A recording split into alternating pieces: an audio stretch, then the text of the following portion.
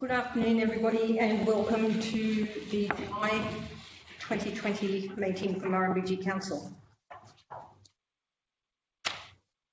In the spirit of open, accessible and transparent government, and to ensure this meeting is open to the public, this council meeting is being recorded and live streamed to the Murrumbidgee Council Facebook page. A recording will also be placed on Council's website following the meeting. We have a record of who is present.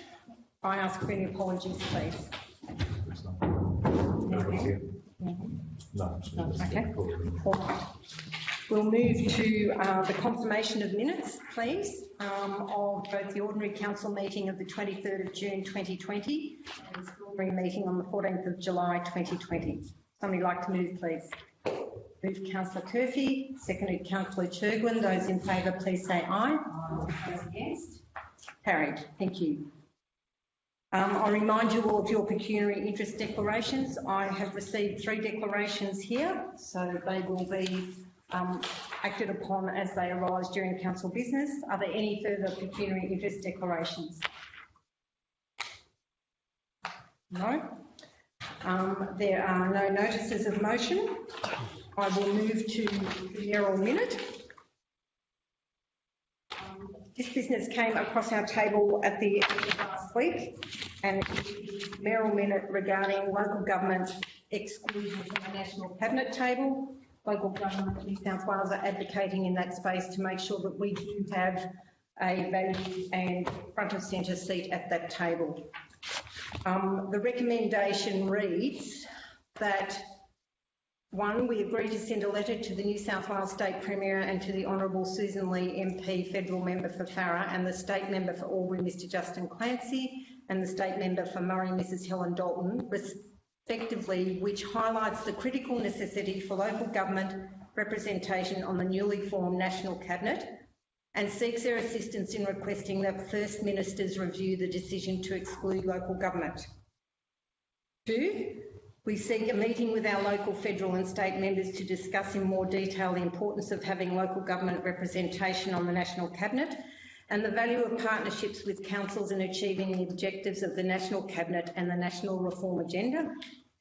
And 3, notes that the Australian Local Government Association, Local Government New South Wales and the other state, territory, local government associations will continue to advocate for local government representation on the National Cabinet and for the local government's interest in all times.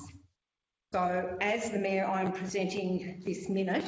I open this for discussion. Does anybody have any comment or anything they would like added to this? Seconder? No, we don't need to second it. Okay. No. Are you as a collective happy with the wording in that recommendation? Okay, I'll put the recommendation. Those in favour, please raise your hand. Those against? Carried. Thank you.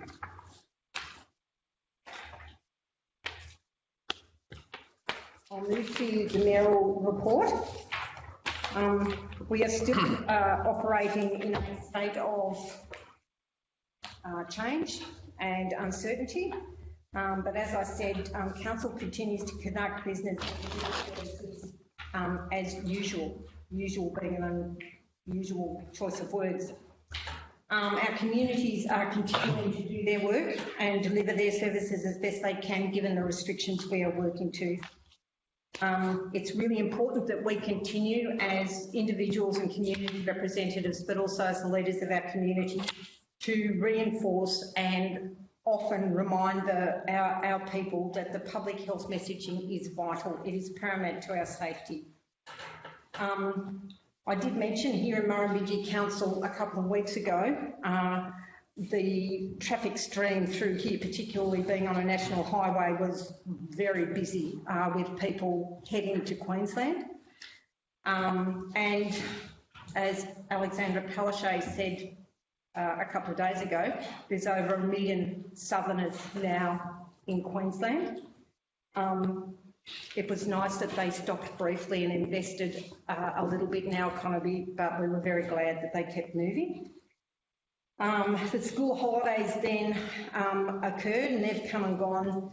The kids have returned to school in New South Wales, and I think that's a really good thing for the kids that has happened. That brings a sense of normality in a very unusual stratosphere we find ourselves in. So we are lucky. That is different to our counterparts in Victoria. So we're lucky that our kids are still at school at this stage.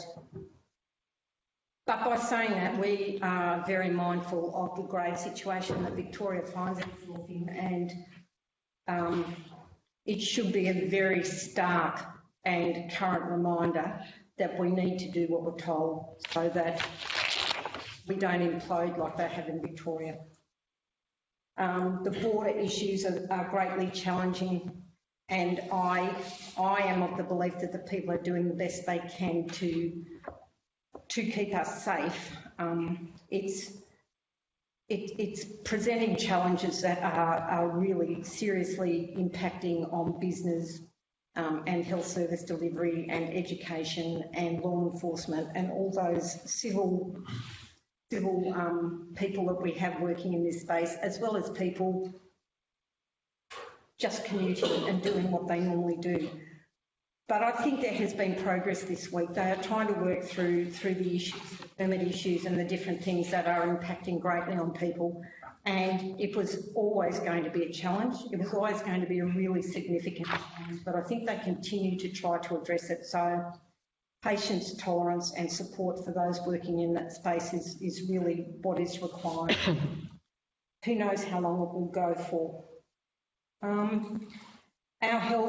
Our frontline health people who work in our small communities, our local governing health body, the Murrumbidgee Local Health District, to continue to report and to make available mobile testing opportunities and things like that. The reporting mechanism is a little bit challenging. While they attribute some positive cases to the district, they're not actually living here, they're in quarantine in Sydney, but when you are identified, if you are positive, it's your residential address which is used. So it's an unusual way of reporting, but once you work out what's going on, it's not so bad. Our community, our agricultural community, predominantly, it's looking pretty good. And while some of us would welcome some rain now, if we turn the clock back 12 months, it's looking amazing. So let's hope we get the follow-up rain that is required. And when everything else is challenging out there, if we continue to grow what we need to grow and to make our area look productive, that's a real. We have undertaken some extensive community consultation regarding our town revitalisation projects, and I think identified in here what the really pleasing aspect I found about that was that the elected members and the operational staff work really well together, and lots of people out there in this community particularly commented that it was nice to see the faces of working council, it was nice to see us working collaboratively, so that was a really positive thing to be brought to our attention. And lastly, I made mention of Sharon McCalman, the office manager at Colambly, who had worked for council for 35 years. And while you are always, it's always a bit of an issue that you might forget somebody else, I think 35 years, recognition for 35 years of really valuable contribution to our local government area is worthy of recognition. So I thank Sharon for her loyalty and her diligence to her position in council, and wish her many more happy years at the helm. And then there is just a mention of the meetings I have attended. RFS, Murray-Darling Association, had lots of Ramjo high-level strategic Zoom meetings since the water paper was released, the water position paper with Philip Glyde from the MDDA to the Federal Water Minister, Mr Keith Pitt, our local federal member, Susan Lee, we are continuing to promote this position paper as the paper that is the credible advocacy tool. It gets us in the door to speak to these people.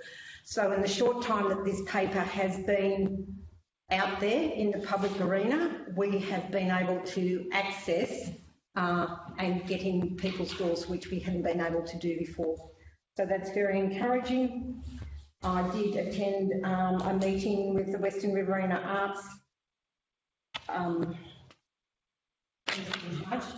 Anya Whitehead with John, the General Manager, and we listened to the presentation that they had regarding the last 12 months. I have that annual report here if anybody would like to read it. I attended a fishing awareness workshop, which I learned a lot because I was probably totally unaware. So it was very valuable in that regard. It was an hour-long workshop. It made you very aware of just how mindful we all must be that not everybody comes to the table with the same genuine mindset out there in the ether. So if you do get the opportunity to attend one of these workshops, and I think it is something that council should bring often to the table for us, just to remind us of how we need to be vigilant in that space. It's an hour well spent. The General Manager and I attended a business development meeting with Southern Cotton and the Whitten Malthouse directors, which was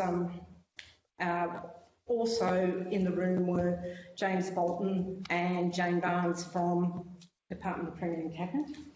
They're not actually that anymore, but Regional New South Wales, yes. So it was a morning well spent once we found the place because the fog was so thick. And the Whitten Malthouse development is truly amazing. So while it's not technically in our council area, it will be worth a visit once it is completed, perhaps a social visit. So that's my report. Are there any questions for my report? How did you find your meeting with Keith Pitt and Susan Lay? The water paper, what were the responses like? The response was very encouraging. The areas of concern around the market, deliverability, accessibility, all those sorts of things are seriously challenging areas to try and get some rationale or advocacy around. It was only a half-hour meeting, so it was an introductory, an entrance into hopefully an ongoing dialogue. Keith Pitt he spoke for most of the time. Susan's interlude was brief.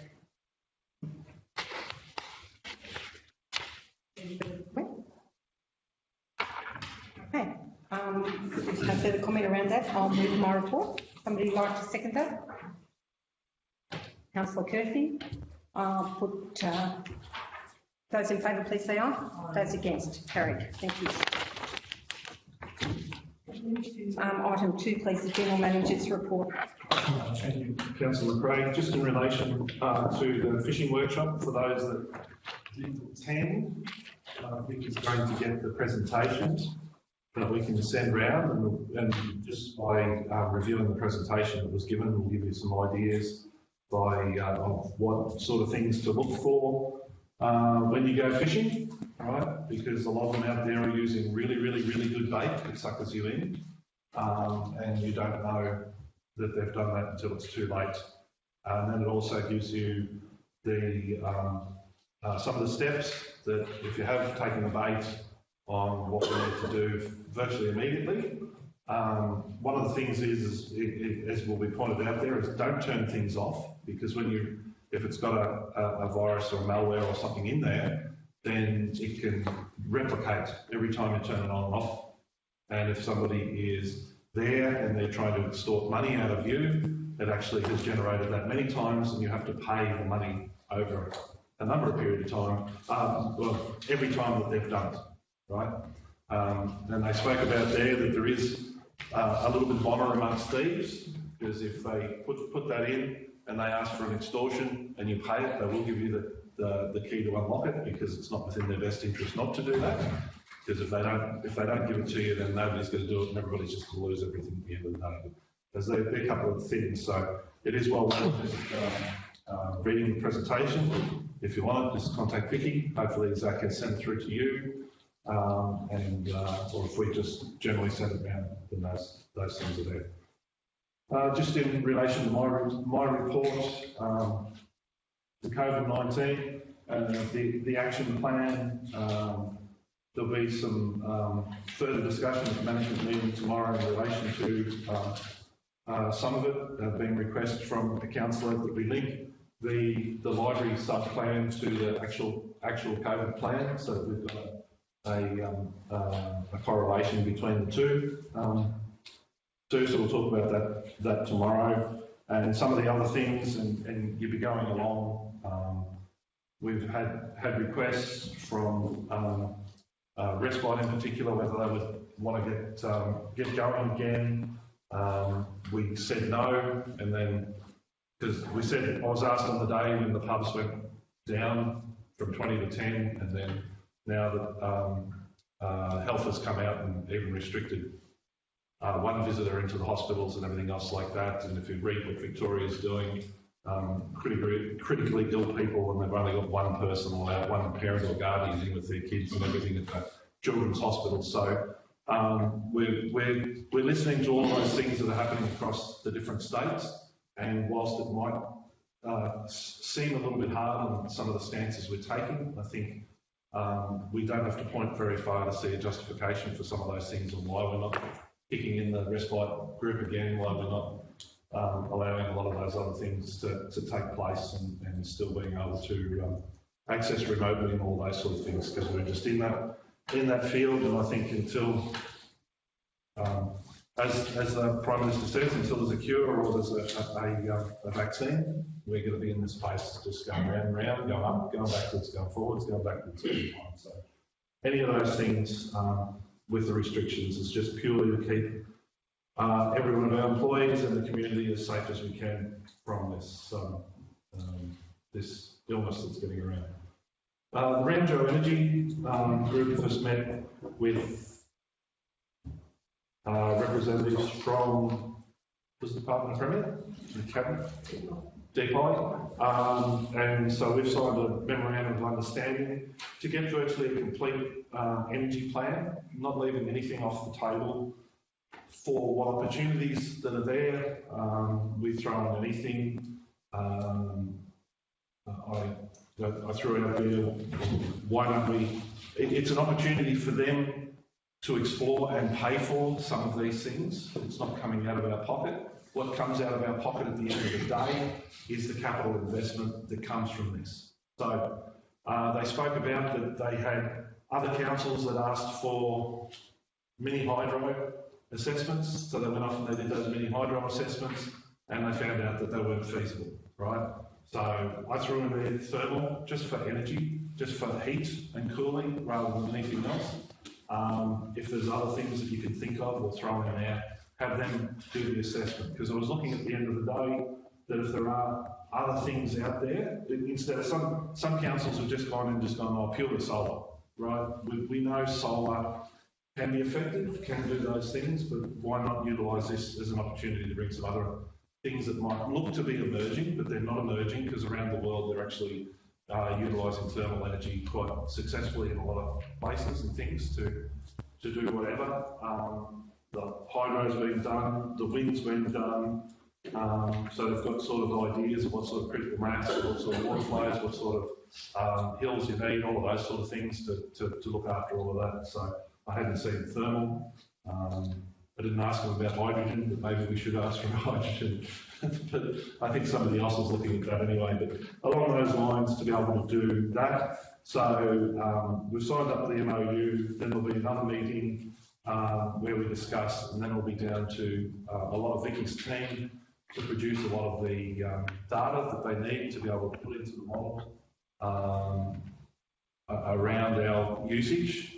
and things like that, and then we'll move forward from there, and then there'll be a master plan done, and then at the end of that, there'll be a business case that'll come forward with the master plan, and that's when council can get involved with investing or not investing if there's a rate of return that makes it effective at the end of the day, because it will be a capital ask, but maybe by that time, and once a lot of these plans are out there, there'll be money on the table as well to assist with some of these things moving forward, because New South Wales government has got a zero target by 2020, so that means zero offsets. And so some of the councils through this process, they've also set targets of what we should be hoping to achieve locally. So that will be more discussions with council on how we wish to proceed with those things in relation to offsets and what our targets are in this world of energy and so on and so forth. Kelly, Vicky, you were in the room at the same time, I'm sure, in that discussion. Was there anything that I've left off that you might wish to say? No? That's good. I didn't misrepresent anything. This afternoon, we'll have a conversation on the org structure. Ramjo Digital Subcommittee, as everybody's quite well aware, the Ramjo group, which consists of one executive officer and one office manager. The office manager is part-time project officer, and she's project officer on the part-time project on the Ramjo Energy group. So she's working half-time on that for all of the Ramjo areas to work through with DPI to get those things done.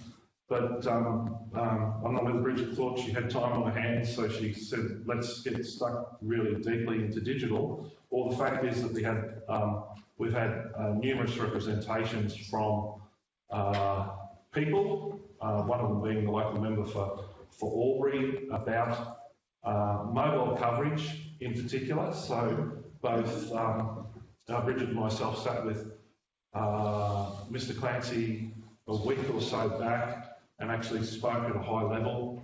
And so we're actually developing a position paper. We're having a workshop in a week or so in relation to actually setting some advocacy points, whether that's minimum speed, whether it's coverage, whether it's lots of different things. We'll talk about that. At the same time, we're having presentations from Transgrid, who have got a lot of the fibre in the ground. They've got a lot of assets that we can have co-location on. One of the big things that Mr. Clancy spoke about was mobile coverage and the ability to co-locate. It's been confirmed we can co-locate mobile infrastructure on the new towers and everything that are going through as part of the Transgrid, or even the old ones. The only limitation is there's a 330 kVA up there, and those transmitters work on much less than that. So we need just to have another alternative power source to be able to run the repeaters for the mobile coverage. But that's just a speed bump. It's not a roadblock at the end of the day. So a few things like that. So we'll be exploring all of those things in a couple of days in relation to the digital subcommittee. I'm having an individual conversation with Transgrid before the main one, just focusing purely on Murrumbidgee and the opportunities that I perceive that we can have in partnering, and I haven't hidden it from any of the other GMs or any other members in the digital subcommittee. If I can get a solution here that will work, then it can be replicated across the whole Ramjo without a shadow of a doubt if we've got the main thing. And the biggest stumbling block from the day I walked in here was fibre. Today, Transgrid's got the fibre right through running past all of our towns to be able to hook up and do those sort of things. Just got to find a way to get back to so our conversations are going to be around where's a data exchange, where's everything, where we can go, where can we wholesale data from, all those sort of things. We've got the railway tracks going past to be able to do it. So hopefully we'll get a few more runs on the board. We'll have those sort of things in our advocacy paper. It won't be as robust or anything as the water paper, but the idea is similar, to have have our space. As if you remember, six strategic pillars for Ranjo. One was water, one was digital, health, transport, all of those other things. Energy. So a lot of these things that we're focusing on are hitting with those strategic pillars, get that position paper and get the runs of the board that we've had. So some of those things were just mentioned throughout of some of the meetings I've had and along the lines. Also, Council would be aware as of the 8th of the 1st of July, a new award was for staff. An industrial reward was come into effect for the next 3 years, which sets down the things moving forward. It just wrote down it's within the part that Alan did, go a bit of a brief in there on what the new award, state local government award was.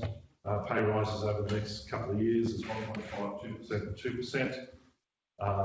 The other thing is within this award coverage, is it 21 or 22? Superannuation guarantee goes up from 9.5 to 10.5. To 10. When's that happening? 21, 22. So that was factored into the calculations of the pay rates that are happening within our award at the end of the day.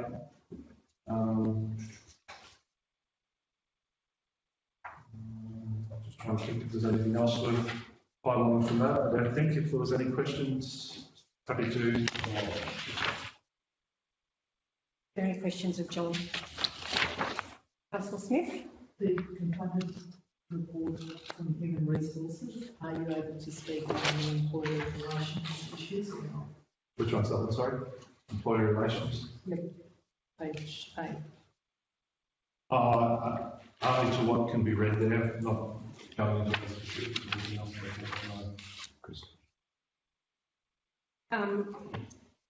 John, in the digital, Ranjo digital space, you spoke about actively working for Murrumbidgee, which is good.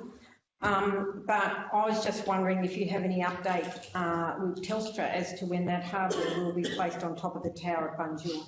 Yes, I am quite happy to state what the information I got in open business, because that will restrict the swearing that will occur.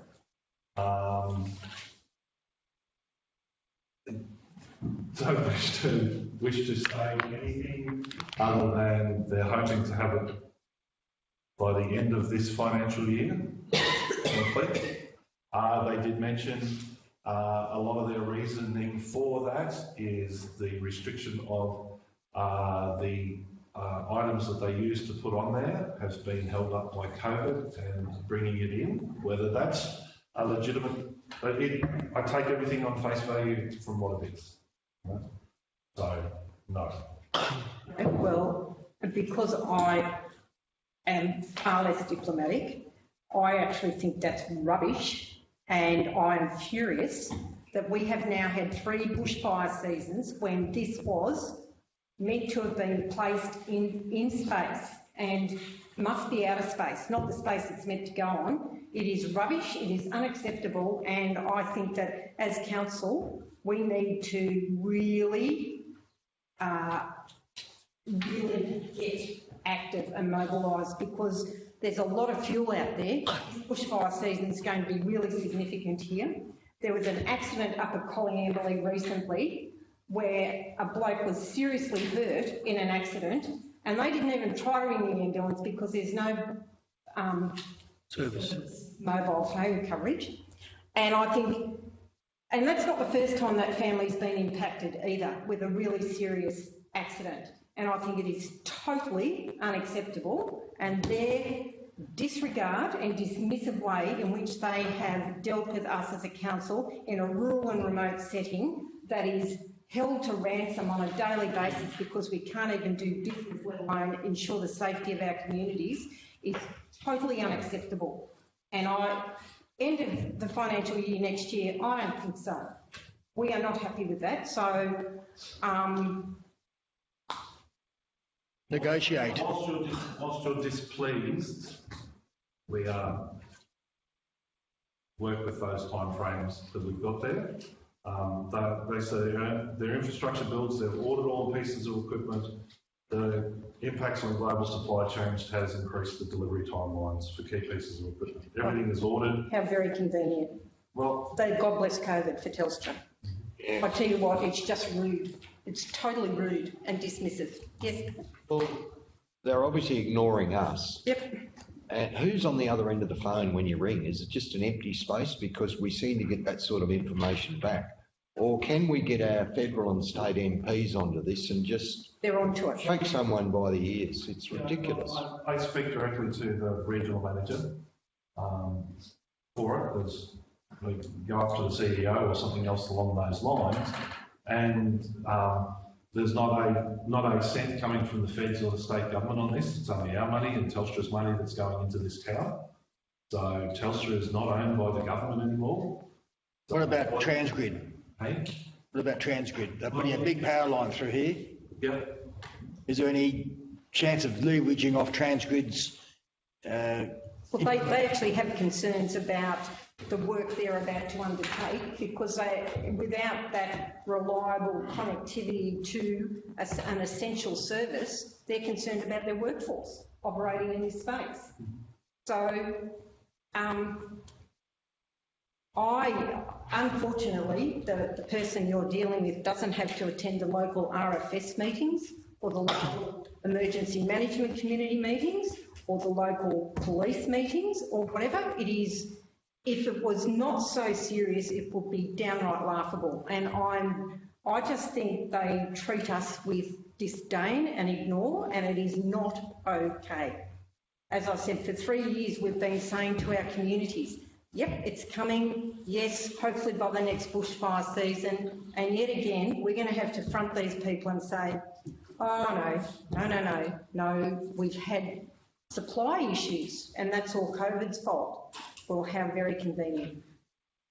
Anyway, our local members are well aware of it. I know Justin Clancy has advocated for us in that space, but we are obviously going to have to, in a conciliatory begging type fashion, try and get some movement on it sooner rather than later. But I think June next year is a totally unacceptable time frame.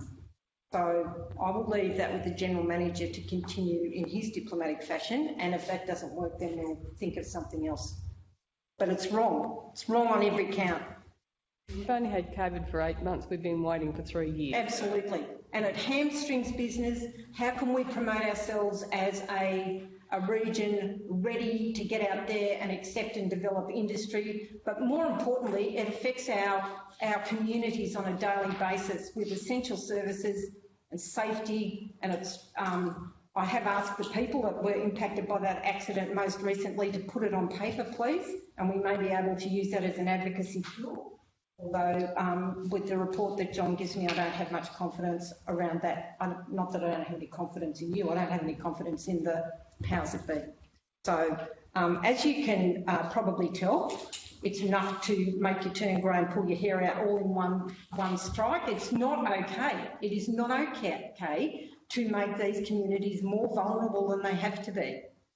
So we will look at higher level advocacy in that space. Any other questions? Sorry. Well, thank you very much. Thank you for your report. Okay. Move in a second. Somebody like to move the General Manager's report, please. Moved Councillor Black, seconded Councillor Gilbert. Those in favour, please say aye. Those against, carried. Thank you. Item 3, please. Just the general thing, the local government conference is happening in COVID hotspot, Hunter Valley, in November this year. Just the authorisation for the Deputy Mayor to attend for council is what it's about, and every As we get closer, we will make the decision on whether we actually go or not, depending on how things are going. Okay, so would somebody like to move the recommendation? Move Councillor Curfew, seconded Councillor Gilbert, and the recommendation will read that the Mayor, Deputy Mayor and General Manager attend the Local Government New South Wales Conference to be held at Crown Plaza, Hunter Valley, Lovedale, 22nd to the 24th of November 2020, with out-of-pocket expenses met by Council. And secondly, that the motions for the Local Government New South Wales Annual Conference be provided to the General Manager by the 28th of September 2020. I'll put the recommendation. Those in favour, please say aye. Those against? Carried. Okay, item 4, please. Thank you, Mayor Councillor. This item is about the revitalisation project. As you know, Dean, $1 million. can you just move that microphone? No, Kelly's moving around. Sorry. Thank you. Thank you. This report is about the revitalisation project. As you know, $1 million has been granted to the council under the Drought Community Program, and of that $1 million, 725,000 has been funded or granted, to carry out various revitalisation works across the council area. The question is, of course, what works will council decide to do? There are certain criteria that need to be met as per the grant. And one of the most important ones is that works actually have to be in the ground and completed by the year. Council has previously considered some information in respect to potential works that could be considered to be undertaken, but prior to council making a decision, it was decided that let's go out to the community to see what their ideas are, get some feedback about some of the things that are important to them to help council make a decision about, what work should be actually done.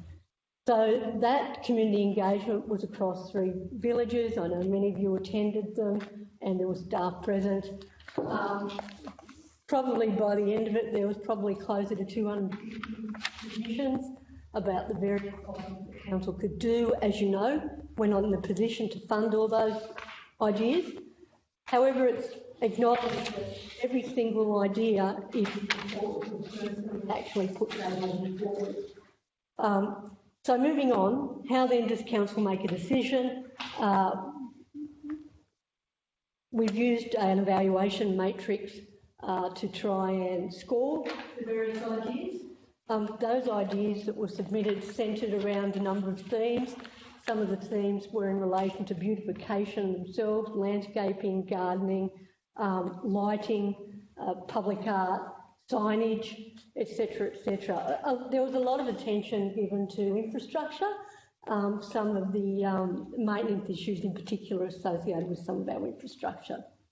So getting back to how do we come up with evaluating those various ideas, what was done was basically ranked each of the ideas in accordance with a range of parameters.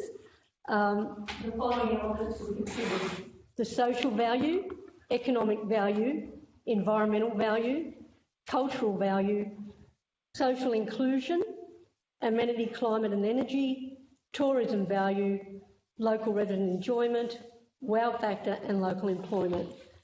All those things together are important elements that help council to come up with a view, or might help them make a more informed view about which particular ideas on this occasion might have the most merit to implement.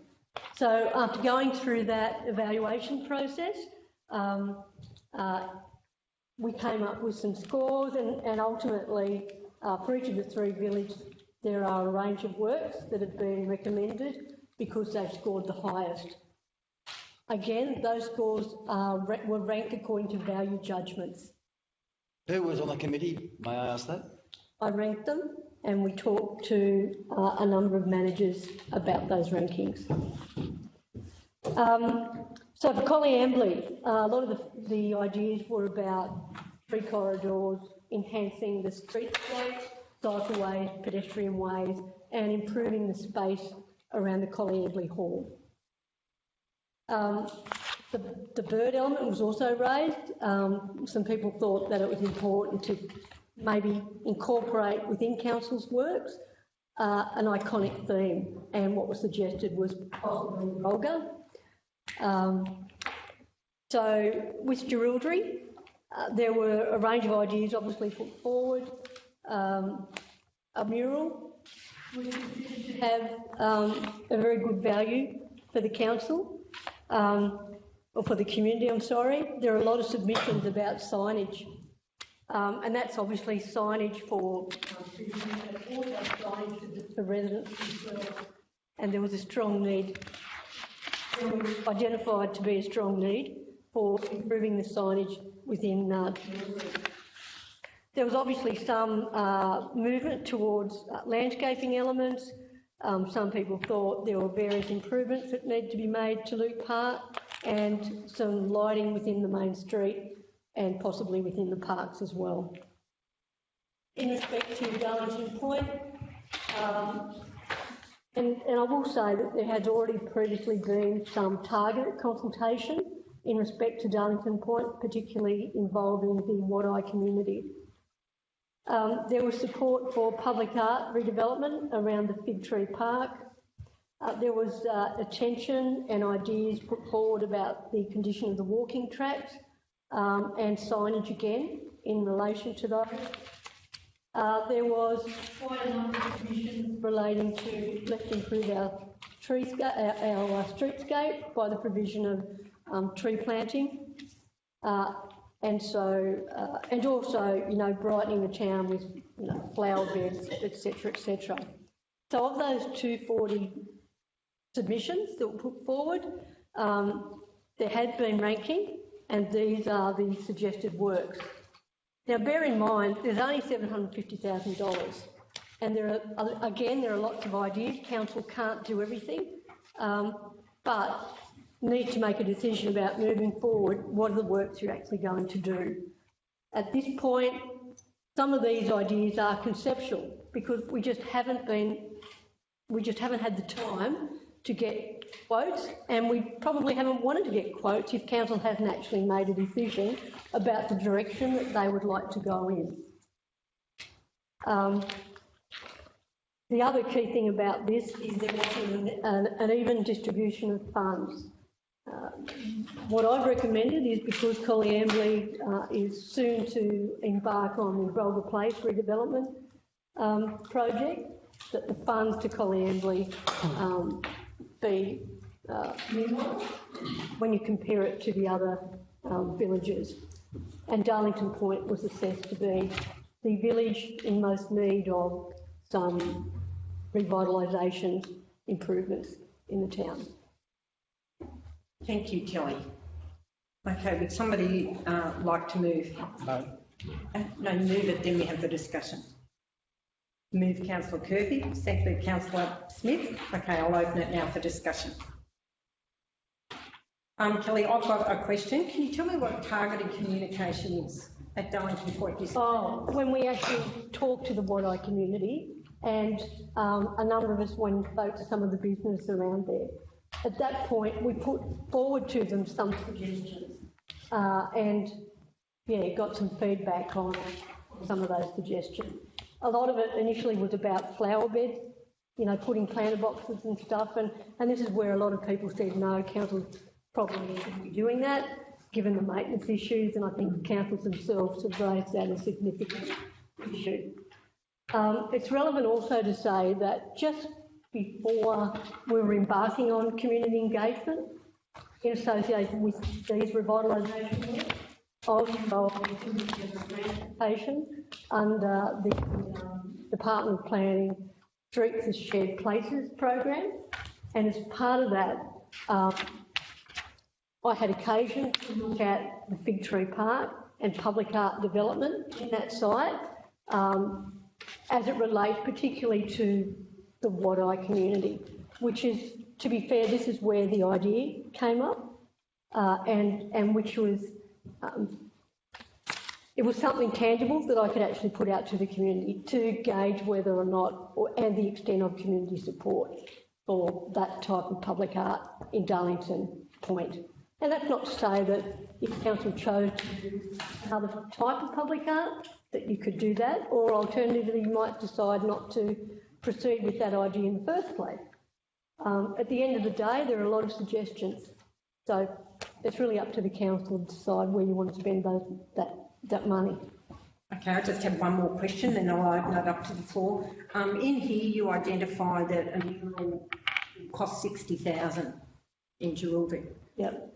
I've been doing a little bit of homework regarding lots of the silo art and things like that, and that is a lot of money. Like some of the silo arts, the costings came in at between 28 and 33,000. So, yeah, can I say I take on board what your comments are? Yeah. What I've tried to do is add a little bit of a contingency, because I didn't go out and get quotes. Yeah. For that, I was relying on little bits of hearsay and anecdotal evidence that had been provided to me. So given the fact that that work seemed to present the most merit in terms of the work to Jerilderie, I just really wanted to make sure there were adequate funds to cover that. Bearing in mind too that of the funds that was recommended to be allocated for each village, it could be that depending on the priorities, the first priority, for example, might take a higher proportion of the funds that we've actually allocated. And so there will be this constant requirement to monitor what's being spent, so that, you know, there's some adjustment made over the course of, you know, the next 6 months. I guess my comment around that is if you were going to invest 60,000 in it, that's a lot of money, and you would require a very high-end capability to do that. Now, one of the parameters around this money is that you actually utilise local people, if at all possible. I would see a significant issue there. So, Councillor Bryce, sorry, Faith, can you please, if you need to speak, can you say, excuse me, Ruth, because I haven't got eyes on that. Sorry. No worries. No, I just wanted to say that it was a great starting point, the way that it's been handled so far, because it's a quick turnaround to get this organised so that everything can be finished. And even if we don't get what we see as a priority, it's sort of like doing up an old house where everything is going to be an improvement and an asset to our amiability. And as long as we follow a plan that keeps everything in order, I think it's a great way forward, and I think Sam will do a fantastic job in following it up. Thank you, Councillor Bryce. Okay. Councillor Blake. Thank you very much. I'm going to just talk about that polyambly. Of these 92 ideas, approximately 1/4 of them mentioned signage, whether it was signage to show where certain things are, whether it was a length of a walking track. Signage became a really big, important thing for the community, and it hasn't even made it onto your list. Secondly, the trees up the main street will not work. They were pulled out, the shrubs and trees that were pulled out many, many years ago. The accidents were happening on the main street, and the Kingfisher Avenue in front of all the main houses, there's power lines going all over the place, and it is even picked up here to remove the power lines in the main street.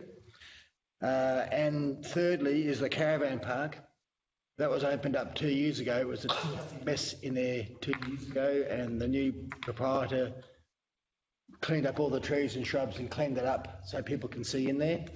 I know it's not what people want, but it is a private person's business, and whether we cannot go out and say, as you've said here, screening it should be considered. Well, it's not ours to screen, it is hers to screen, and we shouldn't be going there. So I don't think we can put the trees in the main street because that $70,000 could go elsewhere by putting up signs on the street to say it was a bird on it, or a sculpture or something like that for the street signs in town. So signage was, to me, was the main thing while I was there for the 4 hours I was there. So Oh, Councillor Wells was next, please. There's a lot of ideas that have come forward from the community. Prior to management going out and getting indicative costings on any of these projects, is it possible for local councils to have a workshop and then prioritise some of the items that are in these? I support that. So John, what's your... I mean, these are ideas from the community, and I appreciate that, and they're very good. A lot of them are. A lot of them are duplications. A lot of them have been coming up for a few years. And I believe that the local councils have got that background knowledge and should be able to sort through these and narrow these down and come back to council. I guess, yes, I take on board that comment, Councillor Wells. The issue is that we're now at the end of July. These projects have to be completed in place by December.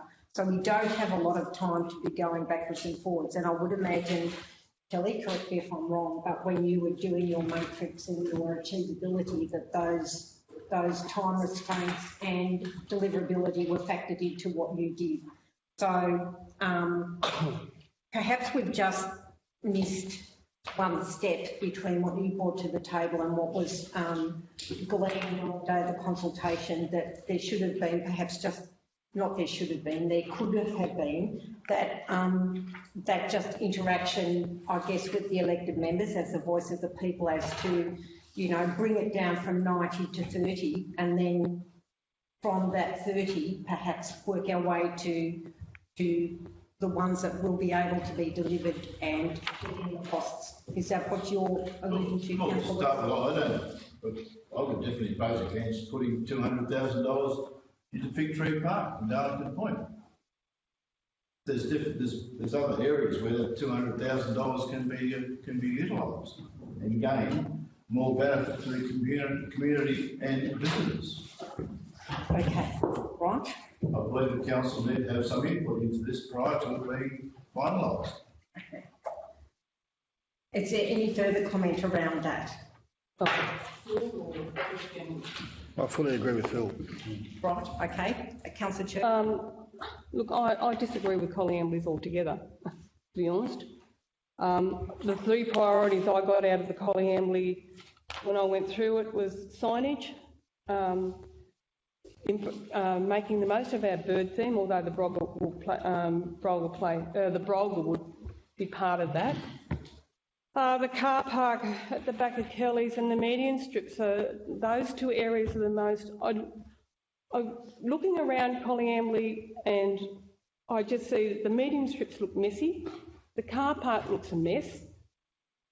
Spending that sort of money and leaving those, to me, it doesn't. I look at all these from A to J. The wow factor with the Brolga is about it, really. I'm sorry, it just doesn't. For me, it's. I can't see our community accepting us spending $70,000 on trees when there's other things in town that we need that money spent on cleaning it up and making it look the best it can be, which involves local people. Councillor Brown. Yeah, there's one option missing here. We've been approached by the Lions Club. They've sent us information. They want to get that Turbine. the turbine. They've come in with a costing. They want to erect it. It is a tourist attraction, and it doesn't exist. It's not on this list. It was mentioned in the report.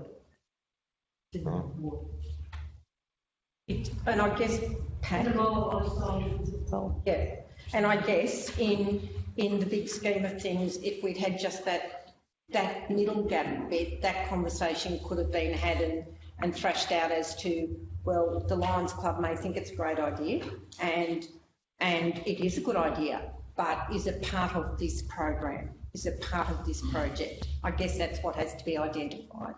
Councillor Gilbert? Yeah, look, I'll agree with what Phil said and what Christine said. Fig Tree Park, the money to be spent on that, well, we've got the development going for Waddy Housing for their public garden that they're doing. We don't want to take anything away from that, on what they're spending the money on. Look, back when we done the CWA park, we rebuilt the hall, that park was put down for lighting to be going in that park to light that park up at night time, coloured light. That's not on you anymore, that was on the books years ago. The tree plantings, I don't think you really need to in the main area of Darling Point. I'm not against the flower beds. I took for those plant boxes years ago, but we also do need lighting in that main street still, some decent lighting. Especially when you've got the rainy months, it's dangerous sort of in front of the cafe area there where it's slippery, there's no lighting there, and I think we should be looking at what we're actually going to be spending this money on and doing it properly. Okay, well, has everybody spoken? Yes. Listening to this conversation here now, I'm taking from the people sitting at the table that you would like to have another workshop meeting. Short workshop. Just to thrash out exactly what's behind these statements, Kelly. Like Councillor Gilbert referred to the tree plantings. Now, there may be a lot of detail around that tree plantings that we're not aware of.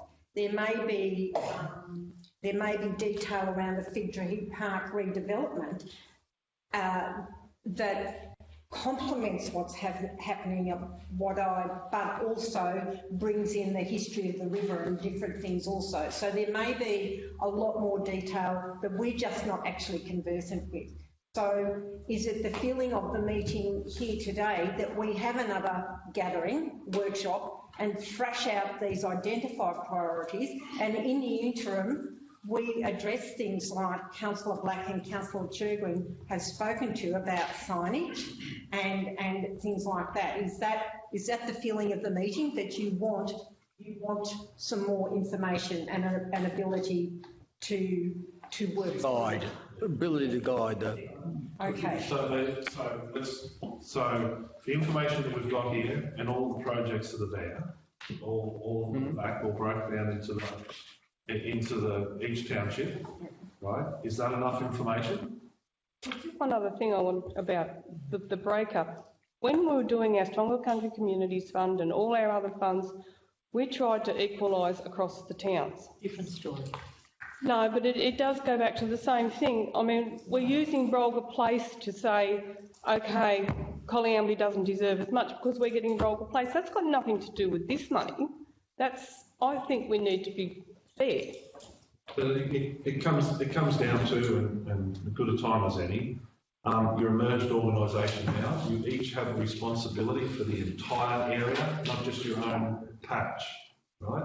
So you need to take your patch out of your head, your ward out of your head, come sit at the table and say, what is the best for Murrumbidgee Council? And I'm sorry, a third is not always the best in making the decisions going forward. This is going for one of those things. At the end of the day, we could have band-aid solutions on absolutely everything because we're going a third, or we can actually really knock some things over, have some runs on the board for the organisation, and then move to the next one, and then the next one. It's all about priorities and everything else. I'll take your point. So that's all I wanted to say on that. So all I want to say is that if you think you've got enough information here that you can make an informed decision, is there enough here? If you break, you can do it. There's not. No. So what else do you need other than the projects that were identified by the community? What else do you need to be able to set your parameters around on things? A little bit more scope. A little bit more scope, such as? Just so we get a feel of exactly what the intention is. Could that be done by the Year 3 getting together with a staff member at the conclusion of this? What I'm saying is that the recommendation doesn't tie in to the dollars at the back, right? The recommendation can be passed at the end of this council meeting that Darlington Point goes off and sits with Sue, Collyambley sits with Kelly, and Jerilbury sits with Vicky, and you work through those things to come up with what your priorities are from this list, and that is what goes. So before we even leave today, we've got a clear direction that we can move forward on this project given the time restraints that we've got. Councillor Butler. I was going to say that Collie councillors can do it on the way home today. No. We can get Sue with a car with us. Just drive Kelly's car home. I'm joking. No, that's fine. I'm happy to. Yeah, so that's what I'd say. If you pass the resolution, you change it to from the outcome of the workshop of the priorities, which the workshop will happen today, so that we can leave today and get this thing underway. And you would break out into your wards, into your towns, and go forth based on these parameters. That does sound like That's easy.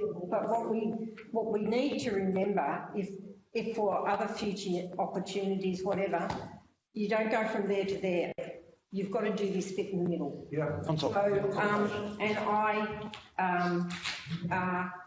yes, I just think, like, the response was unbelievable. Like, to get 250 responses was really, really, fantastic.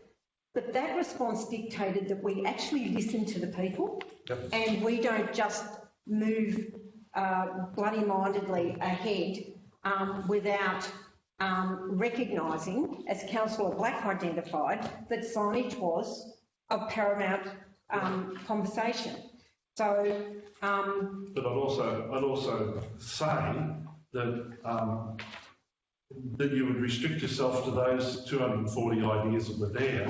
If you think they're completely barbaric or anything else like that, and you want to add another one, then add the next one. But we go to the community, because they're the ones that come forward. We had the same opportunity as every community member at that day to put every idea forward and have it sit on the list for it to go there. So if there's another one coming from the left field because we hadn't added our ideas there, I would warn against that purely because we have gone to that community consultation. absolutely, but at the same time, please give due respect to the people sitting at the table, that they actually have their finger on the pulse and are fully engaged with what's going on. So if we don't expect for it to keep going back to the 3,900 people. What we do expect is, once the community consultation has been undertaken, that you then come back and in consultation and collaboratively, we make the decisions. I think that it's a very clear, clear message and clear point. That's not to say these ones won't be as they should be. That's not the issue. But I think it's really informative that the councillors actually took the trouble to look at this as to what came from the public, and also, please acknowledge credit for some level of intelligence and common sense. But yes, there could be some things that are just they're aspirational, and in the real world, which that is just a bridge too far. Yeah, no, I wasn't saying anything along those lines. There's 240 items there. We're not going to achieve 200 of those things in any way, shape or form.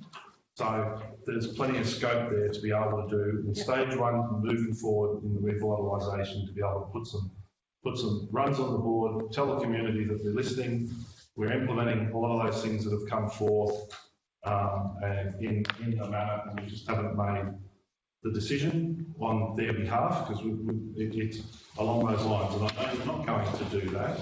It's just well, just putting across for that, because there's been a tremendous amount of work from staff that have gone through. There's been a tremendous amount of work for the councillors being there on the day and pointing those things out. But I think that you can work within those parameters. And Councillor Bryce has been having her hand up, flashing it up. Sorry, Kate, this doesn't work.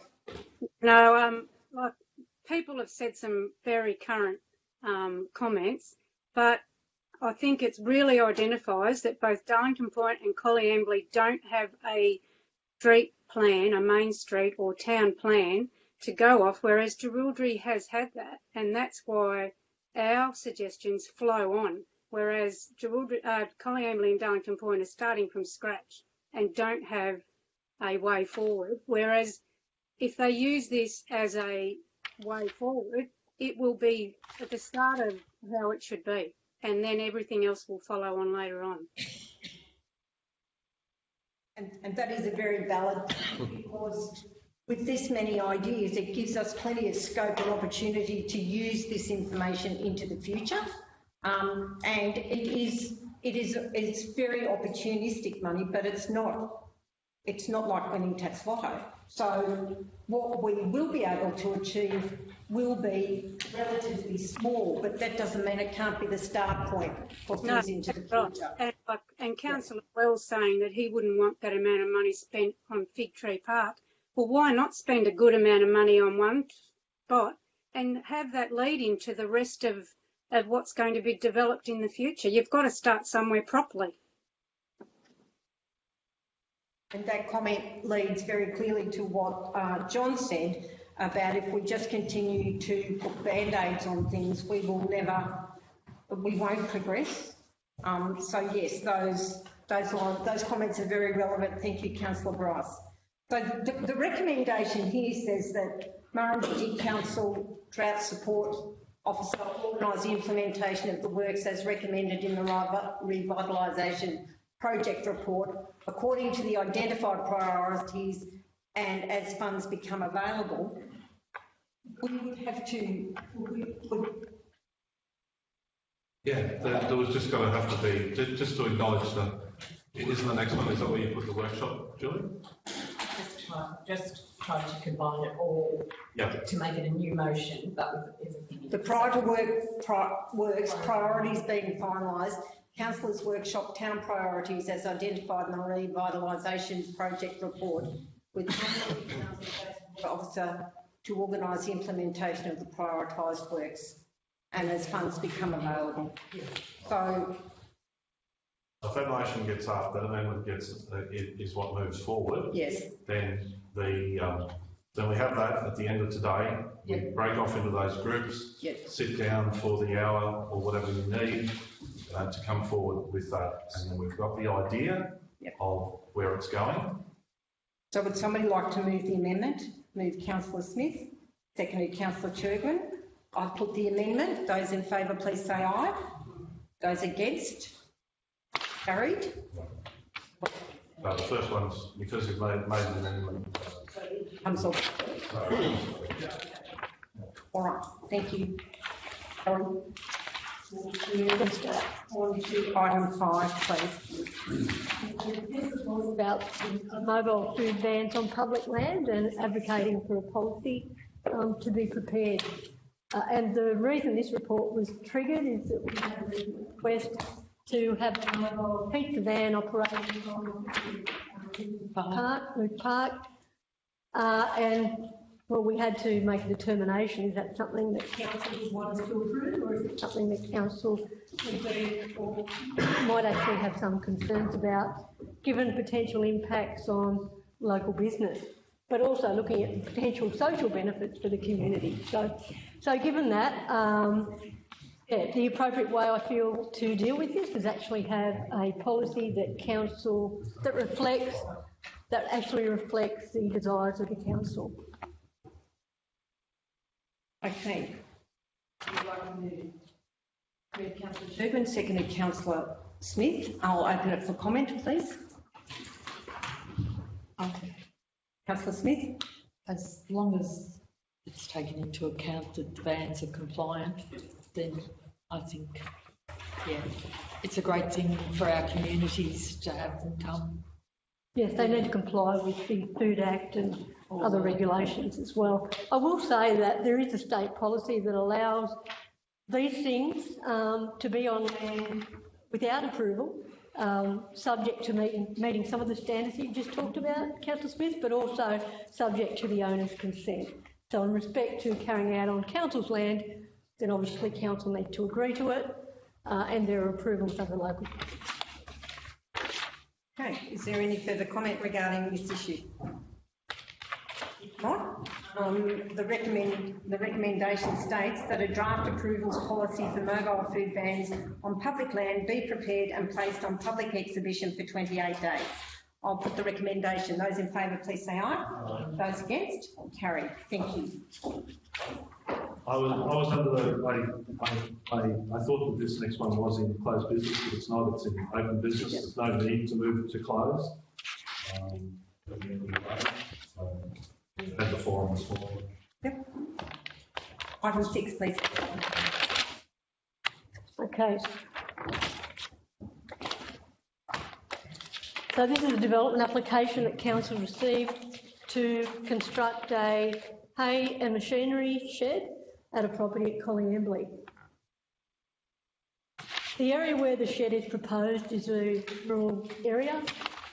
There are other similar sheds in the vicinity, and there are a range of agricultural activities carried out in that area. In this case, the shed is proposed at a site that's immediately opposite an existing dwelling. That dwelling is set back only about 35 metres from the boundary, the frontage, and the shed is proposed to be set back about 40 metres, which means there'll be a separation of over 100 metres between the existing dwelling and the shed. So the main issue, I think, for the council to consider, and bearing in mind that there were 2 objections received in respect to this proposal, is what were the terms and the grounds of those objections, and given that, what are the impacts of the proposal, and what mitigation measures are necessary if the proposal is to be approved. So can I just say, during this process, I actually met with both parties, the objectors on site in the dwelling concerned, and also the proponent across the road where the shed was proposed. I could clearly see from the Hibbert's place, I was in the living area, and I could clearly see the area where the dwelling was proposed. But in saying that, the view angle was somewhat obscured by the drooping canopy associated with the sugar gums. Sugar gums are very large trees and have already been discussed previously or earlier today. They don't actually have a screening canopy, but in this case, there was foliage extending downwards, which did in some way, shape or form limit the views from that window. The objections from the actual grounds of the objections were not just loss of views, but they were dwelling on operational aspects as well, such as lighting, dust, etc., noise. And those objections were related to the operational impacts of that agricultural activity. In terms of the policy and statutory requirements that council needs to consider, one of the primary policies that's of relevance in this case is the primary industries state policy. That policy was developed as a response to the right to farm philosophy, and that right to farm philosophy was first talked about in New Zealand probably 20 years ago, if not more, where concerns were expressed by people in rural areas, farmers, about people coming in, establishing dwellings and restricting their activities. So what the policy seeks to do is recognise that you might be within a rural area and there will be some inevitable impacts associated with agricultural activities within a rural area. The question is whether those impacts are acceptable or reasonable given what the development is all about. So in this case, I have carried out an assessment under the terms of the Environmental Planning Assessment Act, and the report recommends approval subject to a number of conditions. It is my view that the grounds of objections can be mitigated by the establishment of planting at the frontage of the shed. The positioning and the siting of the shed is such that there will be some mitigation of noise, some mitigation of dust, and by the screening, there will be mitigation of visual impacts. I think, considering the fact that the state policy, the whole point and purpose of it is to recognise that farmers should basically be allowed to do their activities in a rural environment without being unreasonably constrained. But bearing in mind too that it's important to consider interfaith conflicts. So council has an obligation to consider the impacts on the adjoining residents. The report recommends approval subject to conditions because I believe on the face of it, it's not unreasonable and that the impacts are acceptable and reasonable in that location. Moved Councillor Gilbert, seconded Councillor Curfew. I'll open it for discussion, please. Councillor Smith. Just like to make a comment that I would certainly like to see more mediation attempted to resolve this in a more amicable manner. This is very unpleasant, to put it mildly. Comment on that? Yes. No, sorry. And Hold on, Councillor Smith. I haven't finished my. I'm sorry. Yet. Sorry. Well, as soon as you have finished, Kelly has the right of reply. Don't speak to anybody like that. And in your report as such, you say that I question that it's okay for the applicant to have social and economic gain, but it's okay to adversely, socially and economically impact the neighbour.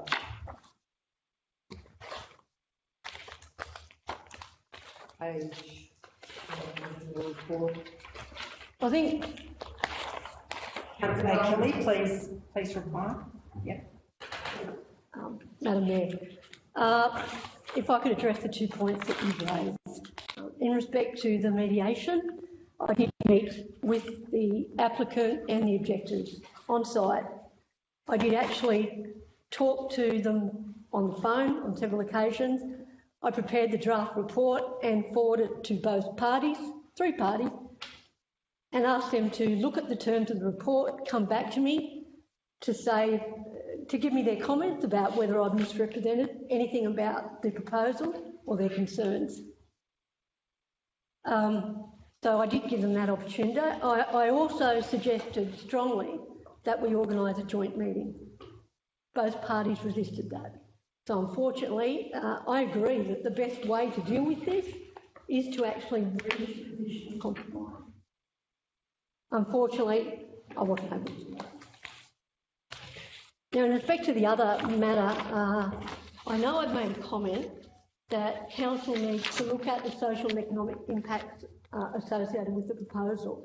It is true that the proposal will result in social and economic benefits to the applicant.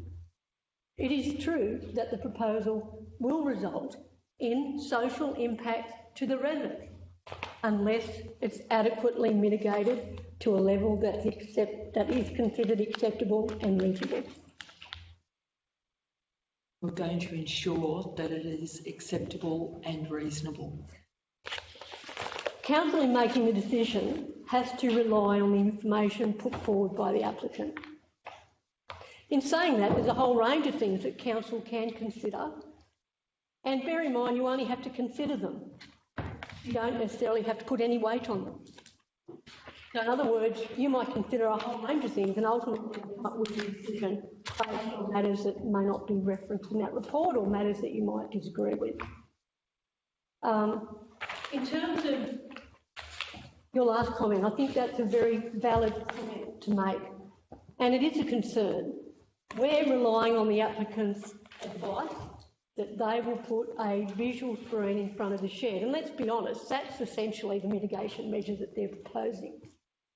In the draft report that went to the applicant, I actually suggested that we actually have a tiered landscape, given that with any species, we can't be assured that that tree, for example, might grow to 7 metres.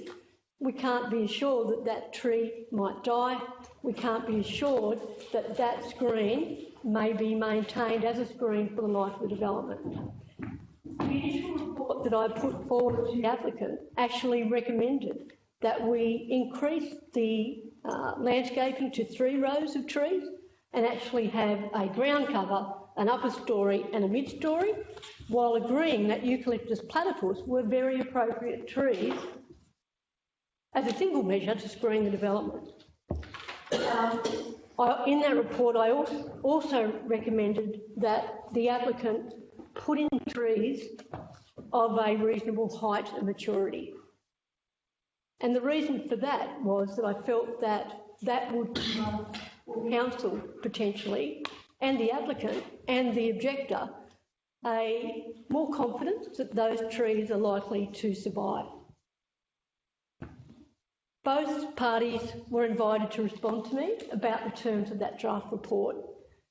The applicant met with me and discussed those measures, and I was satisfied that, based on what he said, that he was in fact committed to ensuring that screen was maintained, that ultimately perhaps my draft recommendation, or as a condition, could be considered unreasonable. So I took a step back and I looked impartially in what he said, and ultimately I felt that the trees that he was proposing, particularly once he sent me back some photographs of another situation, I felt there was an adequate screen. So getting back to your question, how can we be assured that the screen will be maintained in perpetuity? Because it's a condition on the development approval. The condition on the development approval rests for the life of that shed. If, for example, council was concerned that the screen was not in place, we can require them to remedy that. That's simply all the power that we have. Thank you. Kelly, any further comment, please? Thank you. Ruth, can I ask Kelly, can there also be a condition imposed on the times that the applicant can operate? Fred had some worries about lights shining in his windows. We often have time limits with solar farm developments, etc. If council chooses to impose that condition, you can. I don't know whether I commented on it in the report, but the fact is that people on that site, in that farm, in that location, conduct agricultural activities at all hours at certain seasons. I think the applicant mentioned today that essentially loading, etc., would be carried out during daylight hours. I'm not sure exactly why you'd actually want to impose hours of operation conditions. Was it in relation to agricultural machinery, lighting up the windows, or was it in relation to road trains? Or yeah, that was what Fred had said in his speech. Presentation. That's correct. Yeah.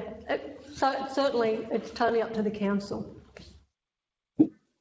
Mr. O'Connor stated clearly that they would not commence work before 8:30 in the morning, loading out of there.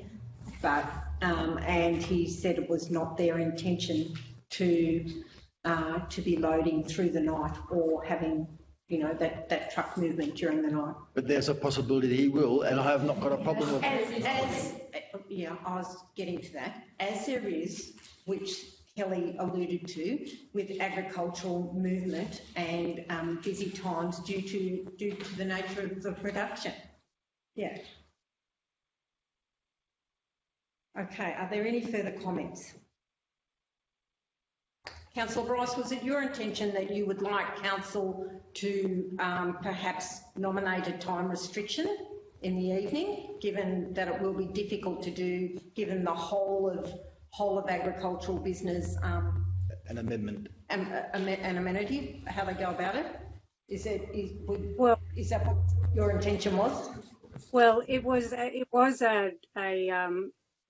problem that the Hibbets had with the operation. I realised that it would be very difficult. How can you distinguish between a tractor and a truck? I don't know. It's probably impossible. Kelly, do you have any guidance on that? Yes, thank you, Madam Mayor. I tend to try and not impose conditions that are very difficult to enforce. Particularly when you've got a situation where you've got objectors and applicants, because what is likely to happen down the track is a party will often come to the council, make some statements. It's then very difficult. Council ends up being between those two parties, and it's very difficult to enforce. And then also we need to be reasonable. You know, we know that agricultural activities occur throughout the day and night at certain times. So, but again, if council wishes to impose that, then certainly it can be added.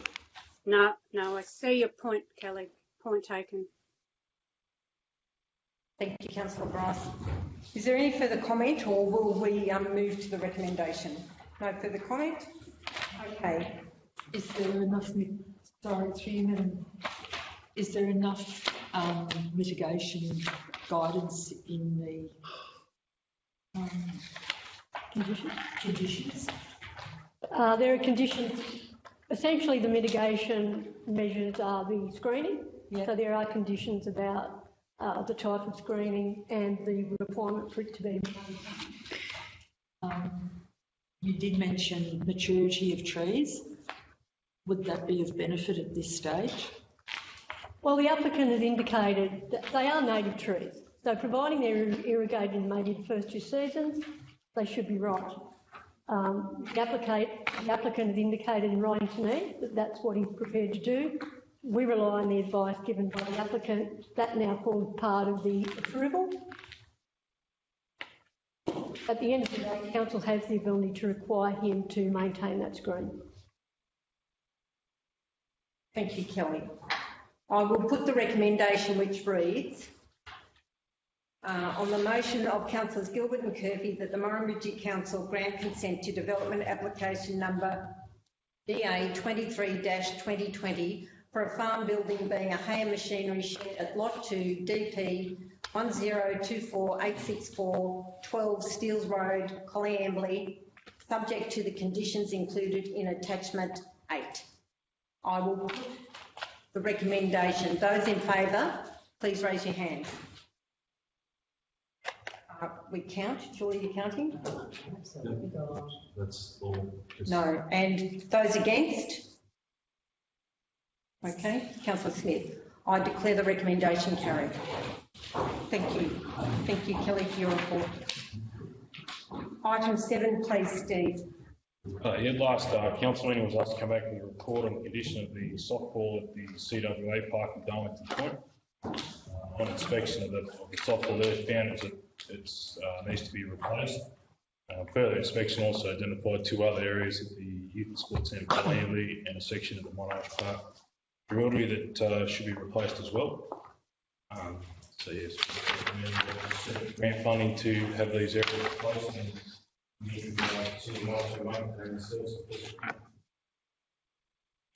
Somebody like to move, please? Move Councillor Black, seconded Councillor Brown. I'll open that for comment, please. Councillor Black. To you, or maybe to the General Manager, could this funding come from this funding we're just talking about and the community funding from The drought funding. the drought funding? The drought funding, yes. Yes, it could. If we would have to go back. There might be a couple of dollars there. We have to. We've got until the 1st of November to go back and reissue our priorities for the work, and that's the last thing that we can do. We have the time to be able to juggle that. We have identified like $50,000 for the adverse management plans. We found out that it's only going to cost $25,000, so we've got $25,000 sitting there. In the report, if I read between the lines, it might be extremely difficult with the money that we've got, to put in the ramps into the swimming pools. And we had identified $60,000 there. Vicky, was that for the ramps? Or Kelly? Yep, over there. So maybe that can be reissued or anything else like that. So if that's just a general consensus, we'll go back and we'll have a look at that drought money and see if that softball will form part of that, and we can come back next council meeting to fund this, all this recommendation is that we seek that grant funding to do that. So. Steve, I have a question. The softball at Blue Park has been there less than 2 years. So is that an insurance issue? Blue Park over here. Yeah. Yep. No, it's Monash Park. The issue is That's Blue It's the rubber, yeah. Monash Park. So it's Monash Park here in Jewellery, sorry. I thought it's been brought to our attention that the softball in Blue Park is a really ordinary job. On inspection, it's, I'll have to go back and look at the report, but the three that I've identified that we should look at now are the three that are in the report for Monash Park. Okay. It concerned me that commentary came back regarding Luke Park, considering the fact that it's been there for less than 2 years. So, but anyway, okay. And also, there's a comment that John made regarding the ramps into the pools. There's also a $30,000 allocation for community gardens that may be difficult to implement or whatever, and perhaps that money may be able to be redirected to one of the softball issues in the communities. Is that doable, or is that? Well, if it's a consensus, we'll go back and we'll look and we'll see what we can do. Yep. Councillor Brown. Just a question. Steve, is there a standard that these softball have to meet? How do you know that you're going to get something that's going to last me 5, 10 or whatever years? There is a standard that identifies best practice for councils, like they encourage best practice. It's not a mandatory standard that we have to meet. So, but it does have guidelines. There's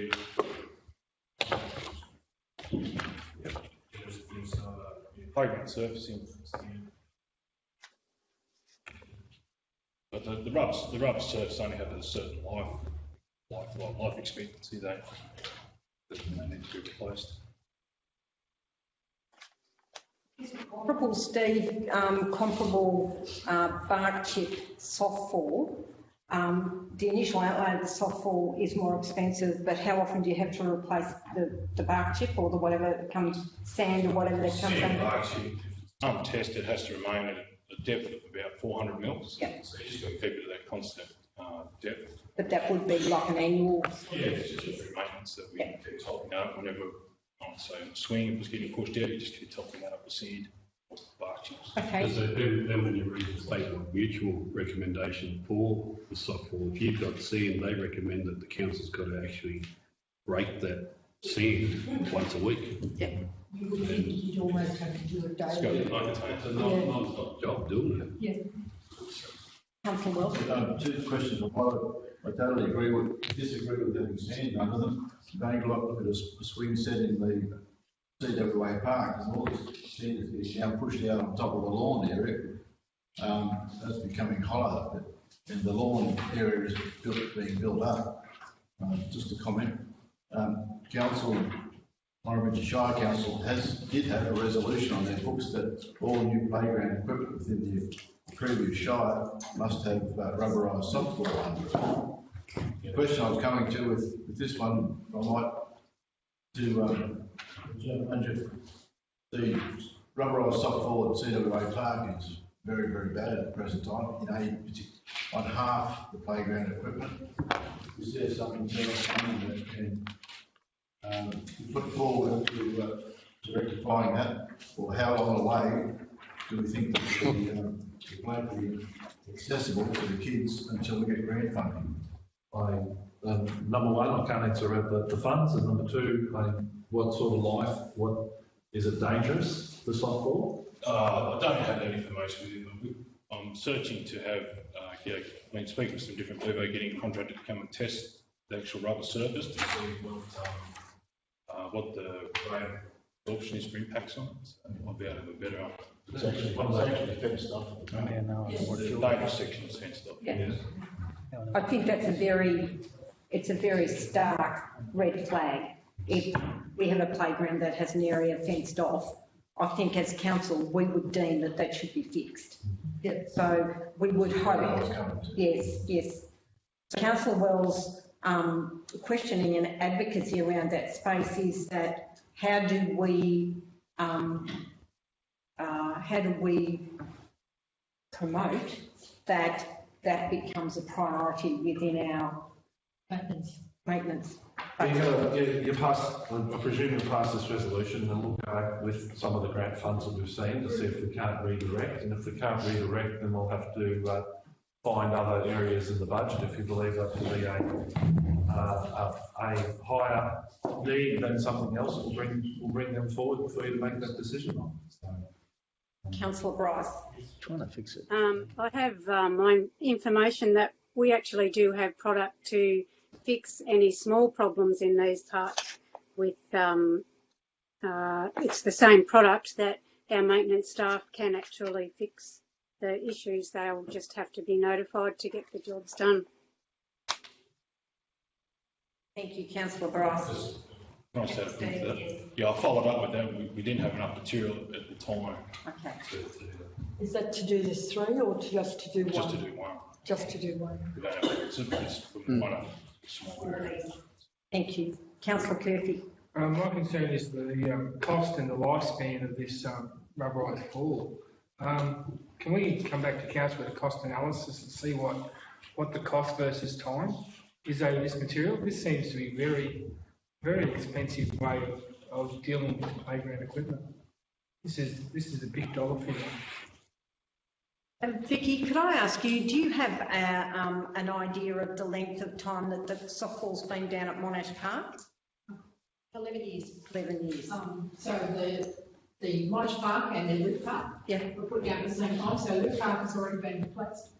Yep. They were put down in 2009. So you've got a very significant child safety issue that, in my opinion, promotes softball ahead of sand and barchip, is that you can see what's on the ground.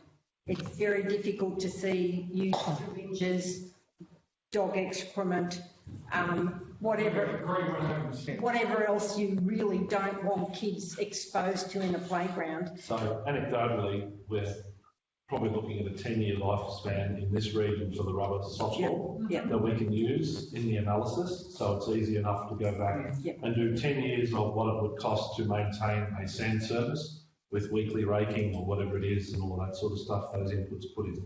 But they're not getting raked at all. Continual replacement. No, that's what I say, they're not getting raked at all. But if we went to put that in as our service standards, that they need what those costs will be, and we'll most likely come out and say, put everything rubber down, right, because of that. Councillor Wells. Even with the raking, I don't believe it suffices to rectify the safety issue of glass or syringes, which are too common in our society today. And hopefully that a lot of our rubberised softball has been down for 10 years. Hopefully within 10 years that their techniques and their materials are a bit better, but give us a bit more. Well, I read the State Mutual report and actually say that you're better off not putting a shade cloth there because it really doesn't help it. You're better off having a hard roof cover over it to protect that softball, which will kill the one fly. Which is what we have done here, and so, Councillor Wells. I was going to say that I'll ask a question now. When you're talking about a hard shelter at the CWA Park, I believe that there was a resolution to put a hard steel cover over that playground equipment. Now, I was there the other day with some young kids, and they're after markings on the lawn. So is there a plan for a hard shelter to go over that equipment eventually? Somebody know if that was part of the money last year. Okay. For a hard shelter. The 2010 needs to come forward. I did see some markings on the lawn, which appeared to be where there was going to be some holes, real holes going. Contractors have been there, council staff looking at the location of them. Thank you. Thank you. Sure. Any further comment? If not, the recommendation will read that on Did we move and second it? Oh, yeah, up there, sorry. On the motion of councillors Black and Brown, the grant funding for replacement of rubber softball surface under the play equipment at the CWA Park, Darlington Point, Youth and Sports Centre, Collyambly and Monash Park, Jerilderie be sourced. In the interim, continue to monitor surfaces and repair where possible. Okay, I'll put the recommendation. Those in favour, please say aye. Those against? Carried. Thank you. We'll move on to item 8. Kelly.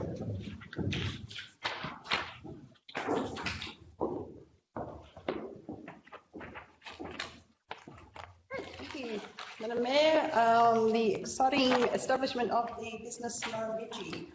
So having a Chamber of Commerce looking to do a umbrella organisation with 3 chapters for the 3 towns, Jerilderie, Collyambly and Darlington Point.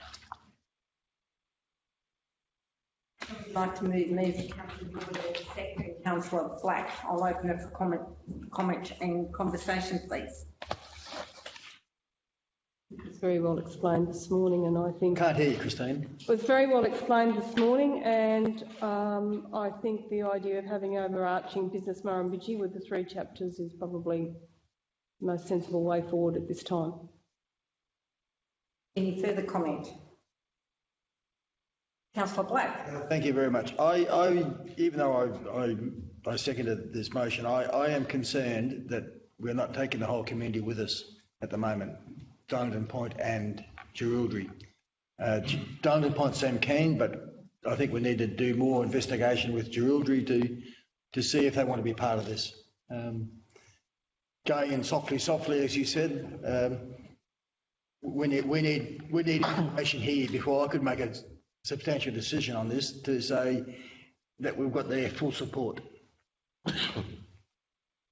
I think we made some significant headway this morning with some additional probably requirements that we felt needed to happen before, needed to happen as part of the process. So I think the aspiration to have a business Murrumbidgee as an overarching body is sound. But we need support. We need the process to be fully explored underneath that to enable the 3 communities to be at the table. It's an interesting choice of word, chapter, Kelly. It reminds me of the Bandidos bikie gang. But is that the terminology used by Business New South Wales, or? I believe it was in my initial discussions. I think that's why I just to have this vision of clubhouses with skull and crossbones and things. But so I think the input from the people that we had addressing our workshop this morning was very valuable, and I think, Kelly, you would have been able to glean exactly where we feel we sit at the moment and how we hope to move forward the process to get us to this collective approach to how we go about business in our council footprint, which is the ultimate aim. So if we are confident that process will be followed to get us there, are there any other issues that need to be raised? Councillor Wells. In the recommendation, it says that support for an executive officer role with each chapter. Would that come from a staff member, Kelly? No, that would be it's an allocated budget of the 20,000. The executive officer role from that 20,000. I'm sort of very aware at the moment there's no one hired in there, so the support would come from myself, whether it's the next month to get businesses rolling to start doing that face-to-face and to go from there to work out a bit more of how that's going to look across the chapters. Do you think the chapters would need a support officer over I don't believe so. I think initially like to have an executive officer in the initial months to drive the membership, like important, and then once that's sort of there to have more as like the projects, if there are joint projects across the 3 to sort of drive those initiatives. But that would then come back under the business Murrumbidgee pretty much, wouldn't it? Yes. So it's executive. I was thinking that the 3 chapters, once they're up and running, could just about be self-supporting. executive officer. I think what they will need to ensure their success is a designated person that drives it, whether they be an executive officer or an admin officer. You need that person doing the emails, doing the networking, bringing the people together, accessing the business initiatives, opportunities, that sort of thing. So I think they are required. Executive officer speaks very highbrow. Admin officer is the person who does the day-to-day detail. So, and I think Councillor Wells, in its early iteration and its formative and formulative first crack at it, we need the knowledge and security that somebody is working in that space to allow it to best succeed. Councillor Smith. At the moment, Collie Amberley's chamber is well positioned. They have an executive officer, they have an admin person, executive officer, secretary. That is paid out of the actual chamber. Both Jerilderie and Darlington Point, I would have thought in the initial stages, would be looking to find someone to take that driver's role and take on that employed position initially, whether it's for a start-up period or ongoing. And it may be worthwhile having conversations with my colleagues as to potential people to be maybe approached or have a discussion with as to their interests in taking on this role, to see whether we can get community. That's where my conversation was going this morning when I asked Rick Dunn about, there are people out there that would probably be very capable of doing that job, not necessarily driving their own business. So if there's an opportunity or an allowance to have that person as part of the Chamber of Commerce, then that sounds like a good idea. Any further comment? If not, the recommendation reads, on the motion of Councillors Gilbert and Black that Council support the establishment of Business Murrumbidgee with 3 chapters, Collie Amberley and Darlington Point, joint initiatives to be held across the 3 chapters, the allocated budget of $20,000 to be divided across each chapter for the establishment of the chapters, support for executive officer role for each chapter and the implementation of joint initiatives. I'll put the recommendation. Those in favour, please say aye. Those against? Carried.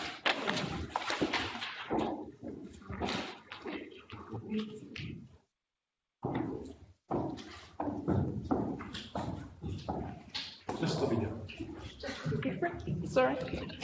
Bob, Closer. move that microphone over towards you. It's very quiet. Oh, maybe not.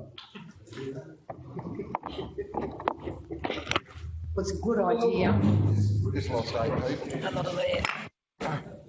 Be useful and hang on to it for Vicky, please. Sorry, councillors, I present my monthly cash and investment report. Noting the amount of investments currently sits at $24,621,000. Cash at the bank amount being $2,613,000. I'll take any comments. Questions? Any questions of Vicky, please?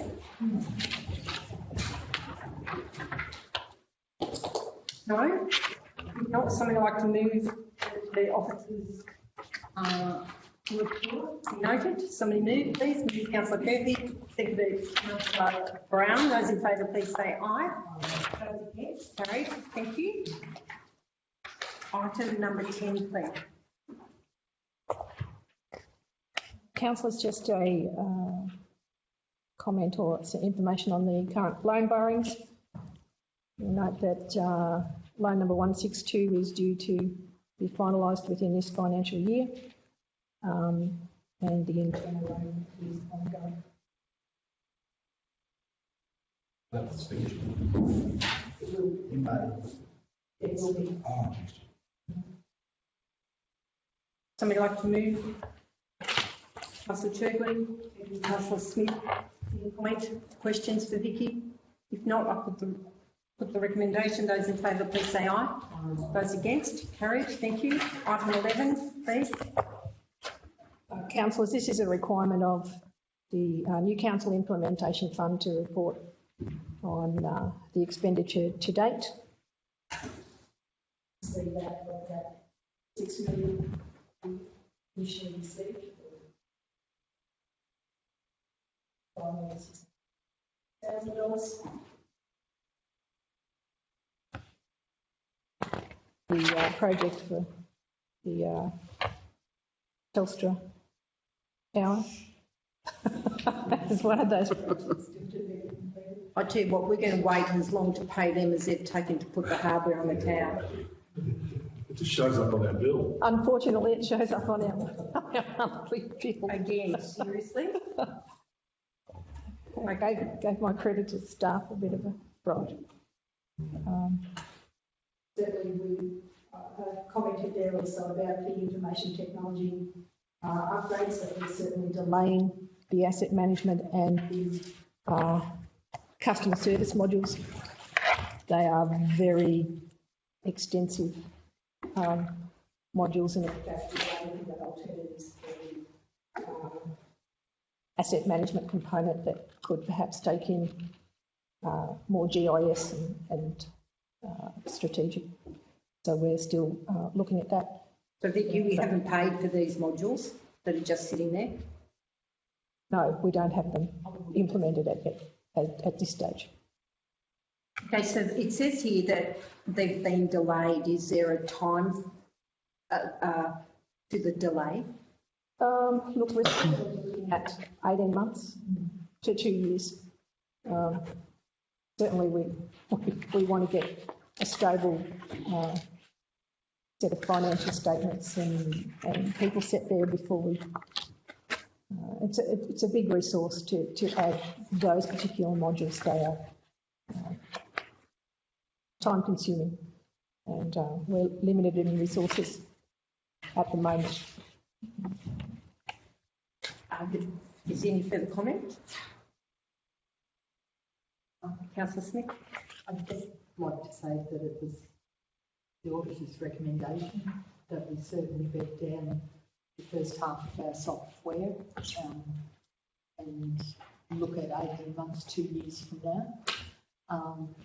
The other question is around staff training. We've spent a significant amount of money on staff training in the last 12 months.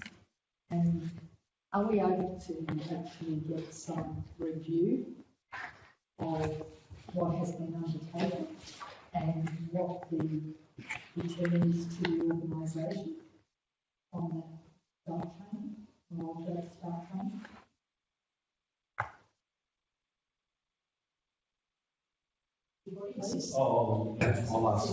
I'll ask Helen for a breakdown.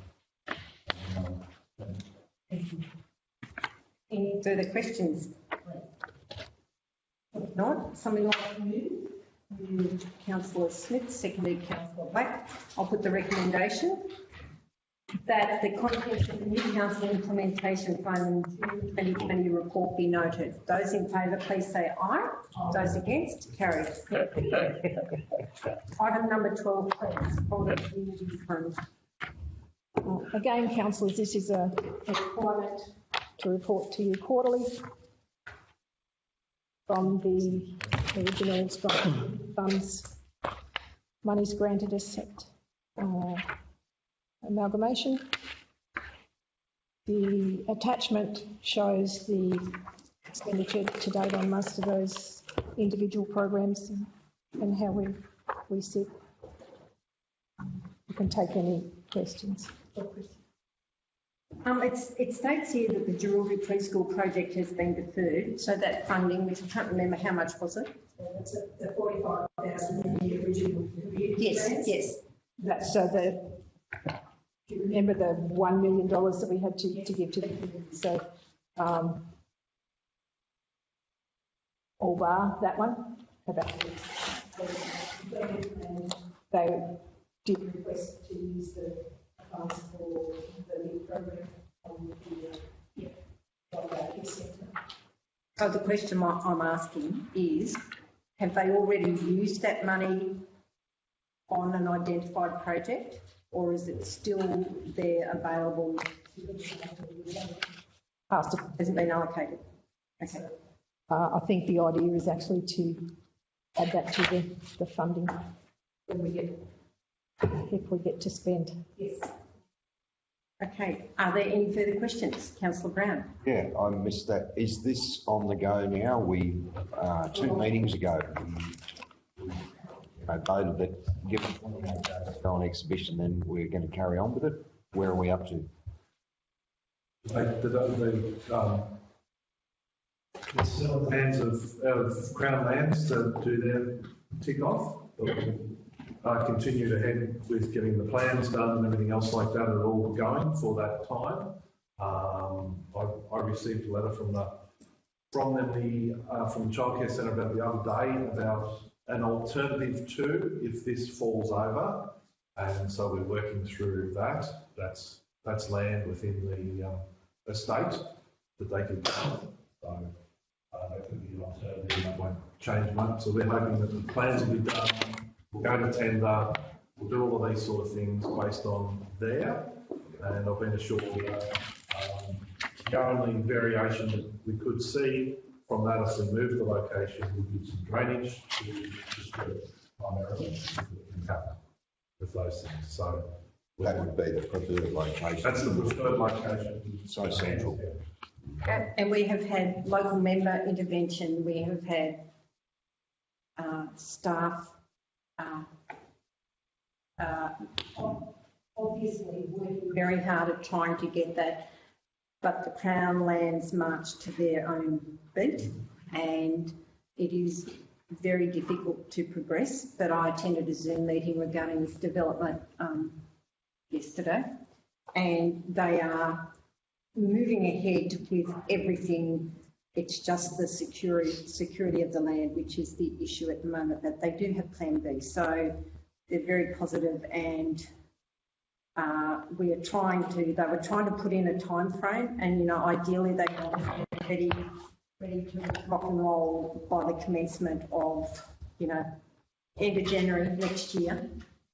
But they have realistically now identified their time frame as the 1st of April next year. So, and, I think this is a real opportunity to use where we sit regarding drought, COVID, rural and remote. We need to use every red flag of social disadvantage that we can bring to the table to ensure that this project, once it gets the green light from the external stakeholders, it is ready to move. Well, it's needed. We've been waiting and waiting and waiting. Yep. Okay. Was there any other questions regarding this item 12? If not, we have to have somebody move. Councillor Brown, seconded Councillor Kirby. Those in favour, please say aye. Those against, carried. Thank you. Please. Councillor's just reporting on the collection of the rates and annual charges. I'd move Councillor Kirby, seconded Councillor Smith. Any questions, please, to Vicky regarding item 13? It's a substantial amount. Is that the end of your financial year? We can't hear you, Councillor Brown. Did you have a question?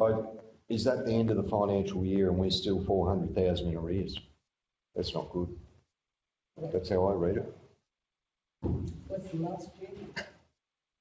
Less than was brought forward last year. So is it carry on from years or just this year? That's the balance outstanding. For this year? Cumulative, as at the 30th of June, yes.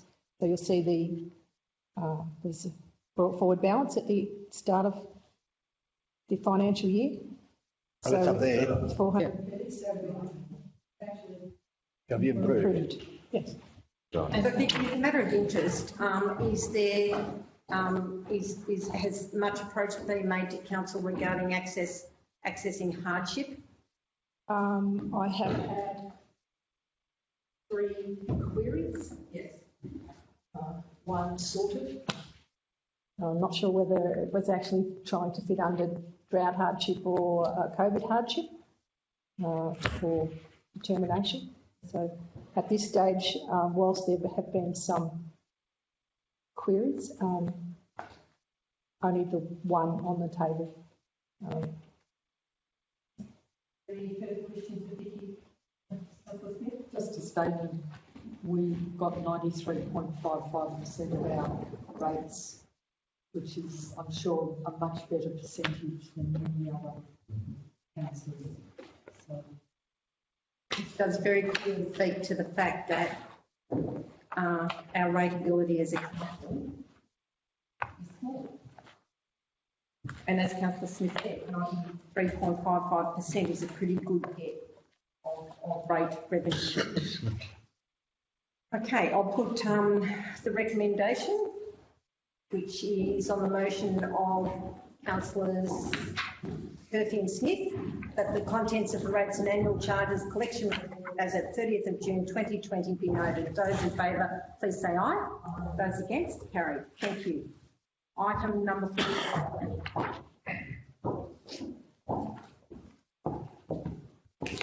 Thank you, Madam Mayor, councillors. This item is about the new Building and Development Certifiers Act that replaces the Building Professionals Act. It's something that probably doesn't need to concern themselves with too much. It's just letting you know about stuff that's going on in the background. You'll be aware that there have been issues in the last 10 years in respect to, and concerns from the community about how building surveyors and certifiers do their job, particularly in respect to things that have emerged such as combustible cladding from high-rise buildings. People haven't been able to escape, cracks appearing on apartment towers, structural defects that obviously haven't been adequately investigated. So from these incidents, there were reviews in how certifiers conduct their work. This Act is a response to those reviews, and it's essentially about probity, competency, and to promote public confidence in the work of certifiers. Some of the things that are being proposed in this Act are to encourage more audits of certifiers. In the past, you only ever had a certifier audited if there was a complaint to the Building Professionals Board. Now they can carry out an audit of any certifier in any location at any time, which means there need to be more probity in the way certifiers do their job, not just making decisions willy-nilly.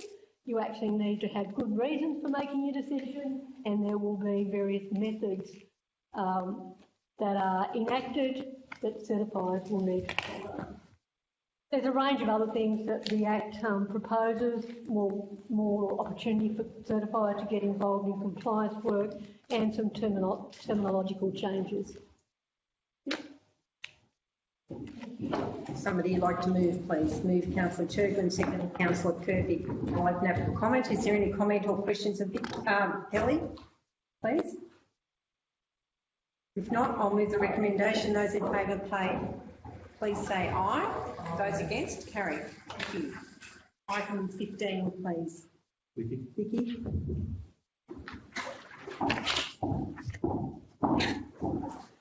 You've been busy. Councillors, just a précis of my undertakings. Note that we undertook the interim audit during that time.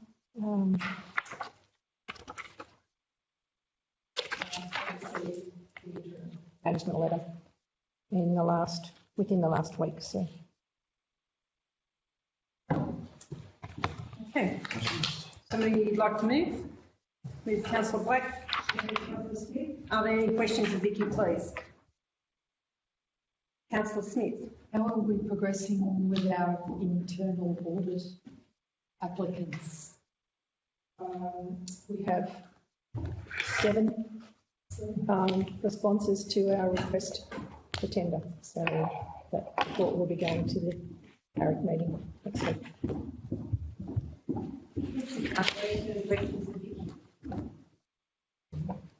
If not, I will put the recommendation. Those in favour, please say aye. Aye. Those against, carry. Thank you. Item 16, please, Kelly. Unfortunately, for the Information Council, we've got anything further to add to what's said, and the council has any questions. Are there any questions of Kelly, please? Councillor Smith. Sorry, you briefly touched on it earlier, the streets and shared spaces. Can you give us a bit more information on that? Yes, so councils will be aware that as grants become available, the staff hurriedly get together and think about it and put submissions forward. Hopefully we get concurrence of councillors after we've lodged the applications for some of those grant work. So in this case, the Department of Planning had a grant, Streets of Shared Places, I think it was called, and there was 15 million set aside for councils across New South Wales to do works to actually brighten up their community. Very similar to the revitalisation works that you've just thought about before. The difference is that the work were designed to be temporary pilot projects to create activation in public spaces, to create excitement of communities, to try and generate business dollars and all that sort of stuff. But it did involve public art, semi-permanent stuff. So I did put an application in. I was also asked recently by the department to provide more information about the trail. They've had 3 or 4 webinars whereby probably most of the councils in New South Wales have been involved in. Councillor Brown. Yeah, just one for you, Kelly. How are we going with this waste and environmental management plan? We talked about it, and I said there's no action. That's because we're waiting for what to get back to us. No, I'm sorry. It's the opportunity and the time that permits the work to be done. Yeah. Okay. Well, we'll hear about it next meeting, won't we? Area? Sorry. No, I'm sorry. Yeah, I know you want something. We need to plan out, you know, that's, and then we can work to the plan. That's, yeah. Understand. That's one of our major jobs. Understand. Okay. Any further questions, please, Kelly? If not, somebody like to move the recommendation, please. Move Councillor Curfew, seconded Councillor Turgwin, that the information contained in the report be noted. Those in favour, please say aye. Aye. Yes, carried. Thank you. Item 17, please. Just a report on the corporate and community services area for the past month. It includes community services, library changes to ways of operating in COVID, the drought support officers report, which includes information on the current drought program and the next program. Also, where projects are up to, drought information that Centre's been sending out across the area, and some ongoing projects there that have been delayed because of COVID. There's also an attachment 11, which is community services budget for 2021, and this will become part of our report each month. There's some changes in there. We do have 4 staff currently in community services, but it's only a 1.9 full-time equivalent, so they each work part-time. Any questions of my report? Just a quick question, Sue.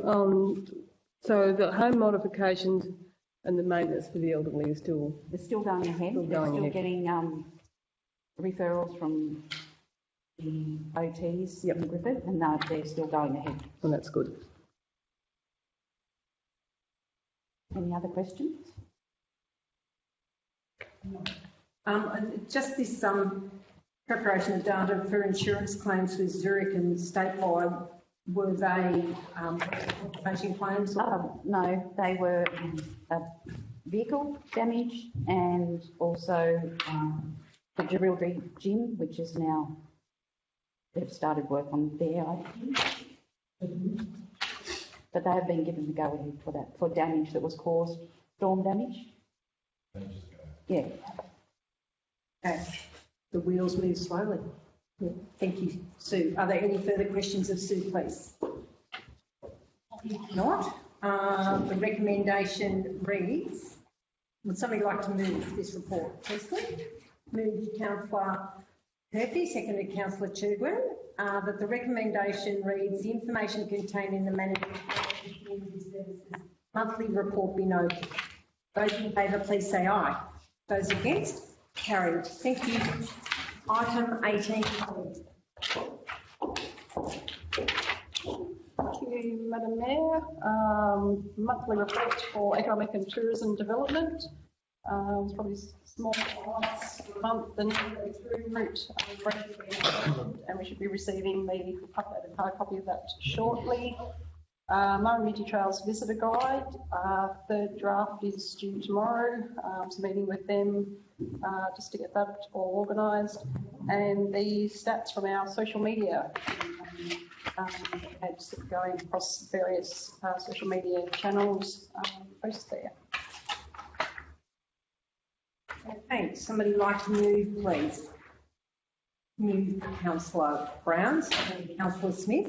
I open it for question, please. Kelly, I just wonder, the Murrumbidgee, well, that's for our three towns, isn't it? No, that's the joint one. So, Andrew Leeton. At any time, are we going to have sort of, for each town, a pamphlet that we can... Sitting in draft mode, ready to proof. Fantastic. I think I called the Murrumbidgee Council Business and Tourism Guide. Great.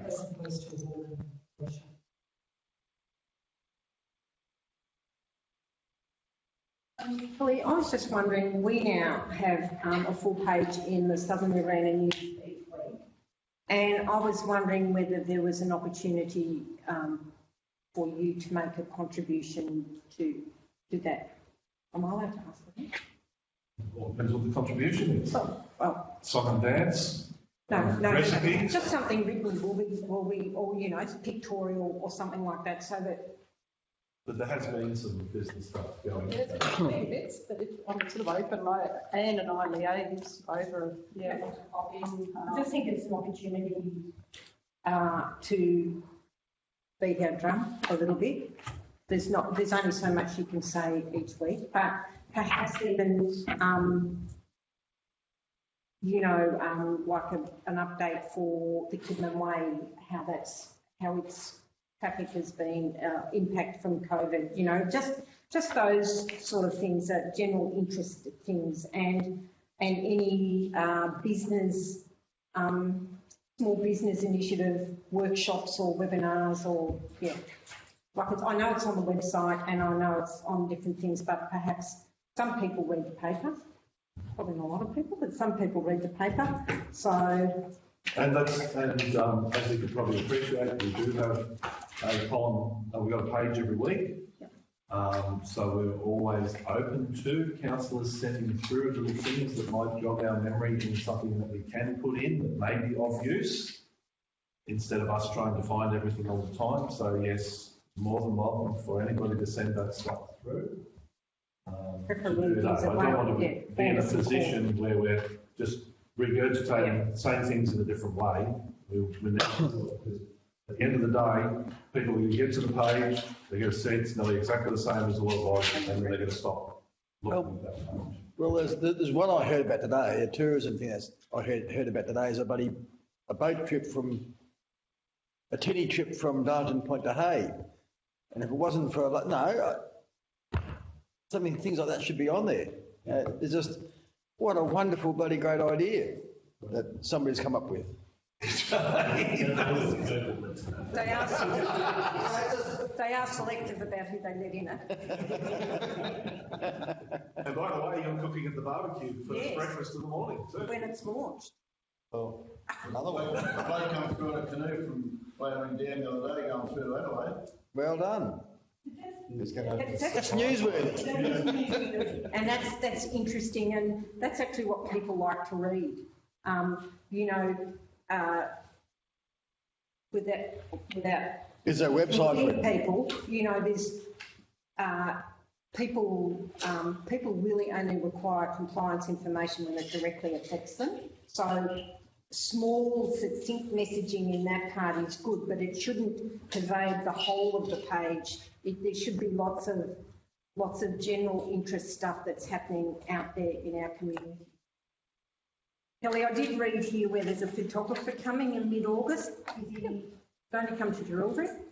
Yes, I am also working with social distancing restrictions and COVID pandemic, so I thought if that all goes well and I can get that all done, complete in mid-August for Darlington Point, Collyambley, I'll book him in for Jerilderie for September to do that. So I didn't want to go all 3 days in a row and something happens and I've got to push it back, so I thought I'll take it. Probably best to come on these leaves on the trees and water in the lake.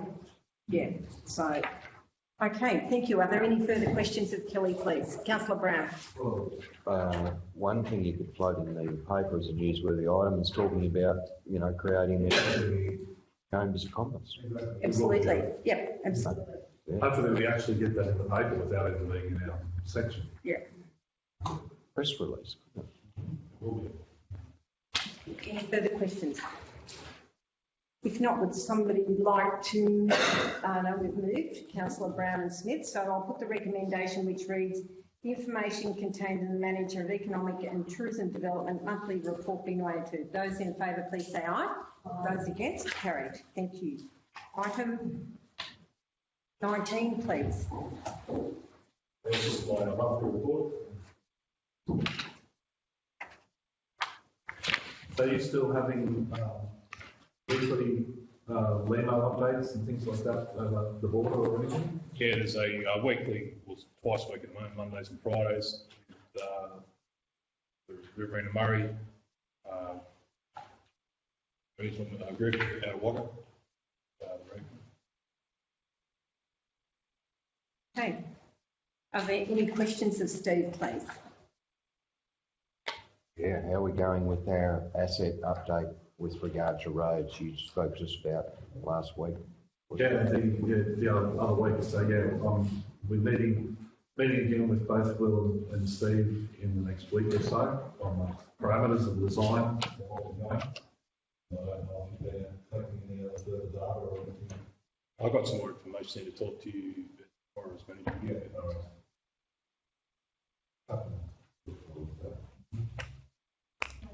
Somebody like to move, please? Councillor Bryce? No, she doesn't want to speak to us. She's gone to the beach. Who Councillor Curfew? Put my name in if you want. Go for it. Okay. Move Councillor Bryce, seconded Councillor Curfew. Just wanted to say that the information contained in the Asset Manager monthly report be noted. Those in favour, please say aye. Aye. Against, carried. Thank you. Item 20, please. It's my monthly report. Any questions, happy to answer them. Go through, give you an update on Young Street. We've got a survey complete to incorporate levy bank. The consulting engineer is now working with that information to adjust the design. And Councillor Sue's question last month about drainage points, having some additional survey information for the consulting engineer to work those out.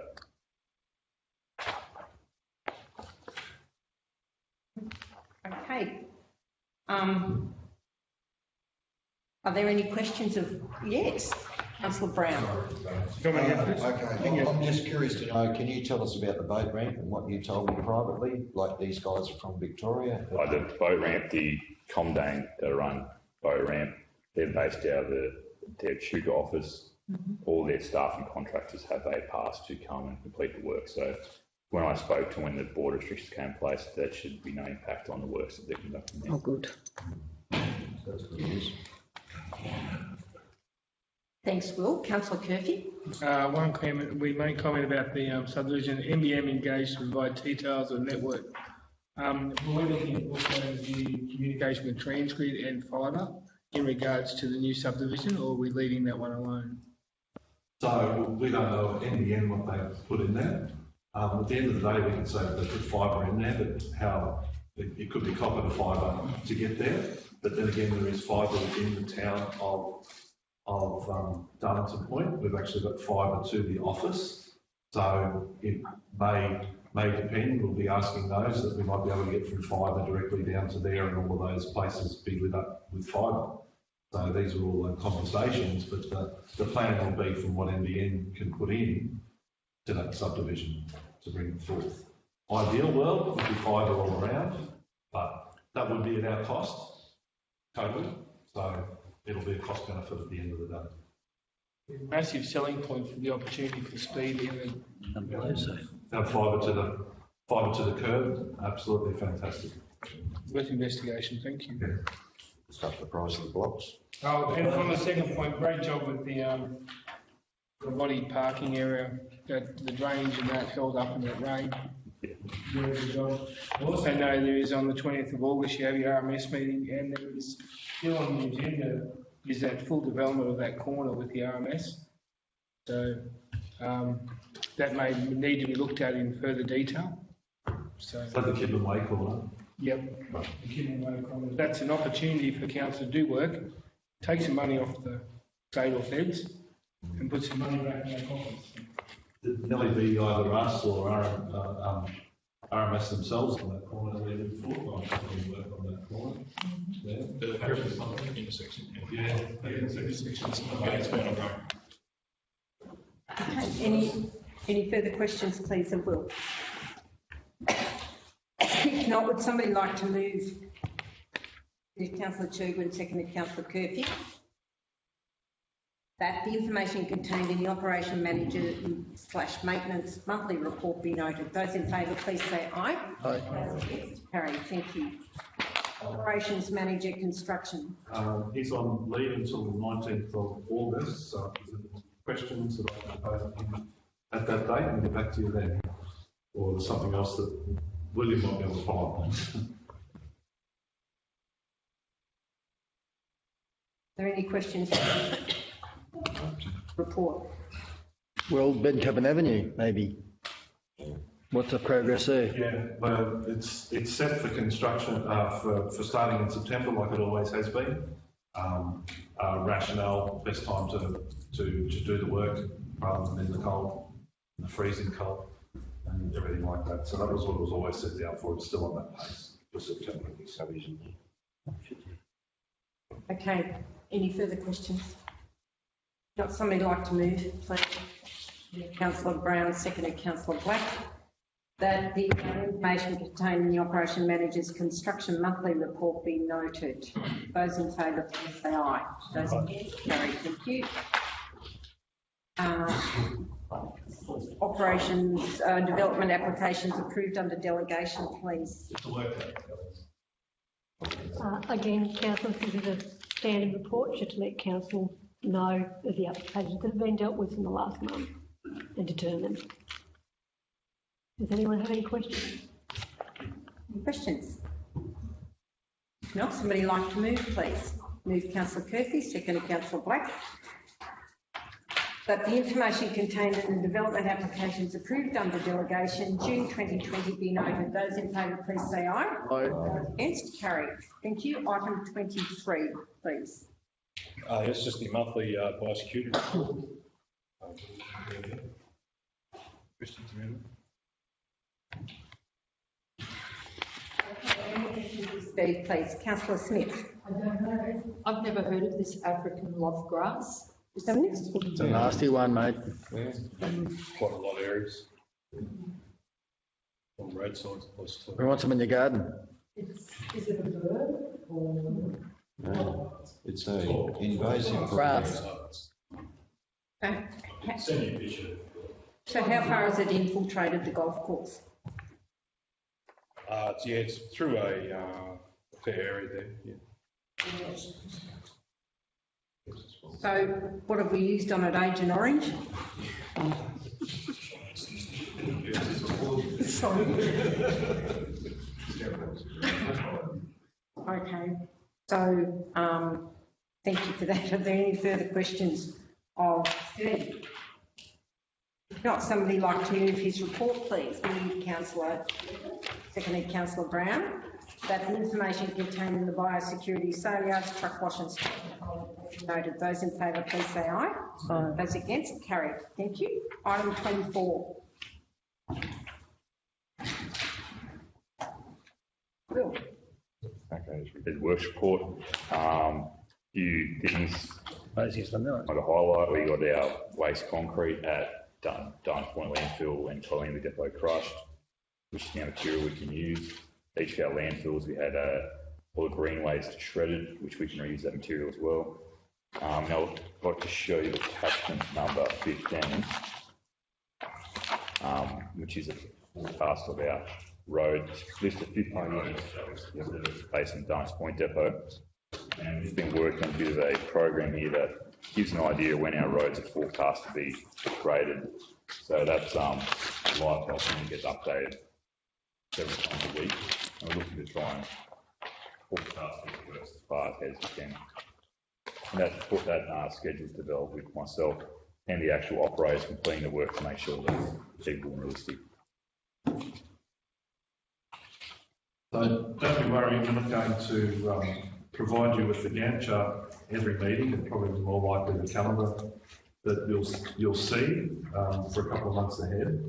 So just to give you a, sorry for stealing your thunder, Will, but just by using the Gantt chart and the way that it's set up, it's a powerful tool because once it's there, so if we, for instance, I've used this example a couple of times that if we're seeing in the forecast that we're going to get rain, half an inch of rain or an inch of rain Friday, Saturday and Sunday, it gives the ability that William can go through, reassign jobs to take advantage of all that wet, put all the operators out there that he can, throw them this Gantt chart, and then come Thursday he can walk up to the operators and say, if we get this rain over this weekend, this is your jobs for next week, right? And then by putting it all in here, it just all slots it out. So we might have some major works in that RMS wants us to do or anything else like that. We put that as a priority. We'll throw it into this Gantt chart and then it'll push that out. So by having the Gantt and having it there, it makes it alive, living, to be able to program that also gives everybody some idea of what they're going to be doing come Monday morning. From any changes that happen, rather than everybody standing around and saying, what are we going to do? They'll have it all prior works. Did I represent that correctly? Yeah, that's correct, yes. Yeah. Councillor Black? Just two things. I witnessed a learner driver just after a rain on Cook Road. He did a pretty good job to get down the road. Pretty good job. And the second one is I heard of McLennan's-Ball Road between Cadell Road and Main 321, where a number of cars had to be pulled out by cars using it because of Tom told them to go down there. There are two roads that need dry weather road only, impassable when wet. That's Cook Road and McLennan's-Ball Road. Cook Road and McLennan's-Ball Road. A sign each end between Cadell Road and Main Road 321. On McLennan's-Ball Road and the entire length of Cook Road. Each end of Cook Road, impassable when wet. They are shockers. There's only a 2K zone. There's only a 2K zone on Cook Road, but Main Road, McLennan's-Ball Road is the whole length of that section between there. So if that could be done, it'd be wonderful. And if it is, I will put my hand up and leave the recommendation. So just looking back at this calendar, is it going to be a valuable piece of information for you? It is. Come out and you have a ratepayer ring up and say, when are you going on Steel Road? This is only a sample of the whole area. And I'm encouraging William to do the same thing for our parks and gardens and things like that, just so you get to know what the programs are going forward, in case there are questions. We used to have something similar to that years ago in the Murrumbidgee Council. Two questions as one. Just with regard to Councillor Black, I'd rather see those roads upgraded because it's been a long time since we've ever had to close the road in McLennan's Bore Road, I cannot see any point in doing that one, and I'd love Cook Road done, but I'll have to walk outside if I say any more. Sign a declaration. I don't see the road closed. They're just clay. With regard to Bridge Road and Darlington Point from Hay Road to Tiddling, I've been approached by a couple of ratepayers who have all those people have clear access onto Bridge Road from their properties. The drainage there, the swale drain at the present time hasn't been maintained for quite some time. Water is laying in there and it's becoming very, very stagnant and smelling at the present time. I think that the drainage there needs some serious attention at the present time. Drainage on Brits Road? Yeah. Okay. Behind that tin fence, on this side of the tin. Hay Road to Tiddling. The water's laying there, can't get away, and swale drain in there. That needs to remain there, but it's the water's pooling and it's becoming stagnant.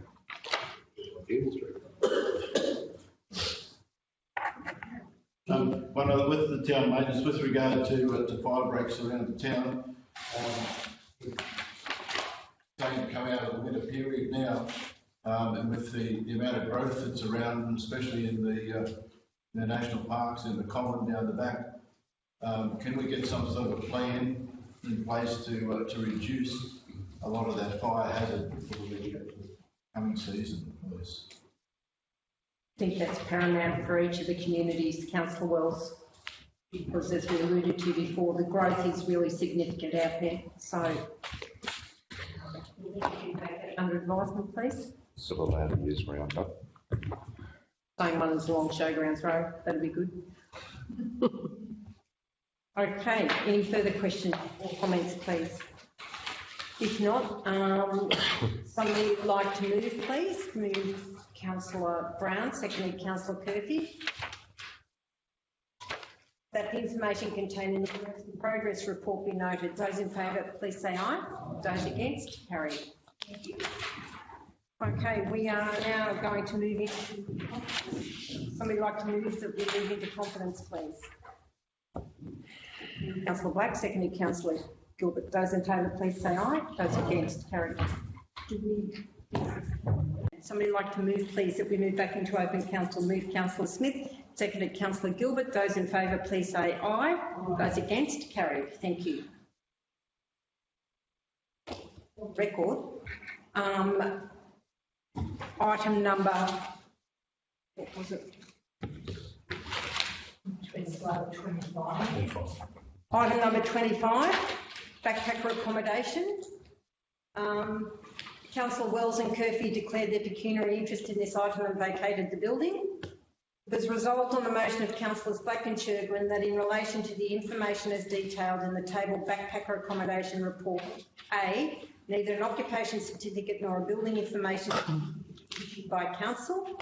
B, the applicant be requested to submit an independent Building Code of Australia compliance audit report to be prepared by an A1 unconditional accredited certifier that includes information to demonstrate that all buildings are compliant with the National Construction Code, Building Code of Australia. A checklist is to form part of the report, which is to detail all the requirements of the Building Code of Australia and, for any identified non-compliance, the reason and recommendation to achieve compliance. Carried. Councillor Wells and Curfew return to the meeting. Item 26, the Strategic Land Purchase Report. This report was withdrawn from the agenda. Item 27, Property Inspection. It was resolved on the motion of Councillors Curfew and Gilbert that the information contained in the table Property Inspection Report be noted. Carried. Item number 28, The council refused the closure of laneways adjacent to allotments at Culkay Street, North Darlington Point. B, should the closure and sale of road reserve area adjacent to lot 139 DP 750908 proceed, the previously agreed purchase price as detailed in the report be honoured. C, council advised the other parties that they will consider the closure and sale of the public road, in brackets roads, subject to the required process, no objections being received, a purchase price commensurate with the unimproved land value and a written prior commitment to pay all costs involved. And D, council publicly notify the proposals to close the public road and sell them, including advising all adjoining owners and notifiable public authorities, given them 28 days to make a submission to the council. If no objection is received, council make an application with to close the road and progress the sale. Carried. And organisational structure, item 29. Councillor Bryce declared a pecuniary interest in this item and departed the meeting at 4:50 p.m. Resolved on the motion of Councillors Gilbert and Brown that Council proposed a new organisational structure at the September 2020 meeting of Council, following the undertaking of consultation with staff and relevant unions, with the attached organisational structure to guide and initiate consultation. Further, Council provide budgeted funds based on the implementation plan to achieve the new structure, with new funds for staffing and equipment where required. Noting that the implementation will be over multiple financial years and milestones to be met prior to implementation of the next phase. Carried. Is that the end? There being no further business, meeting closed at 5:12. Thank you.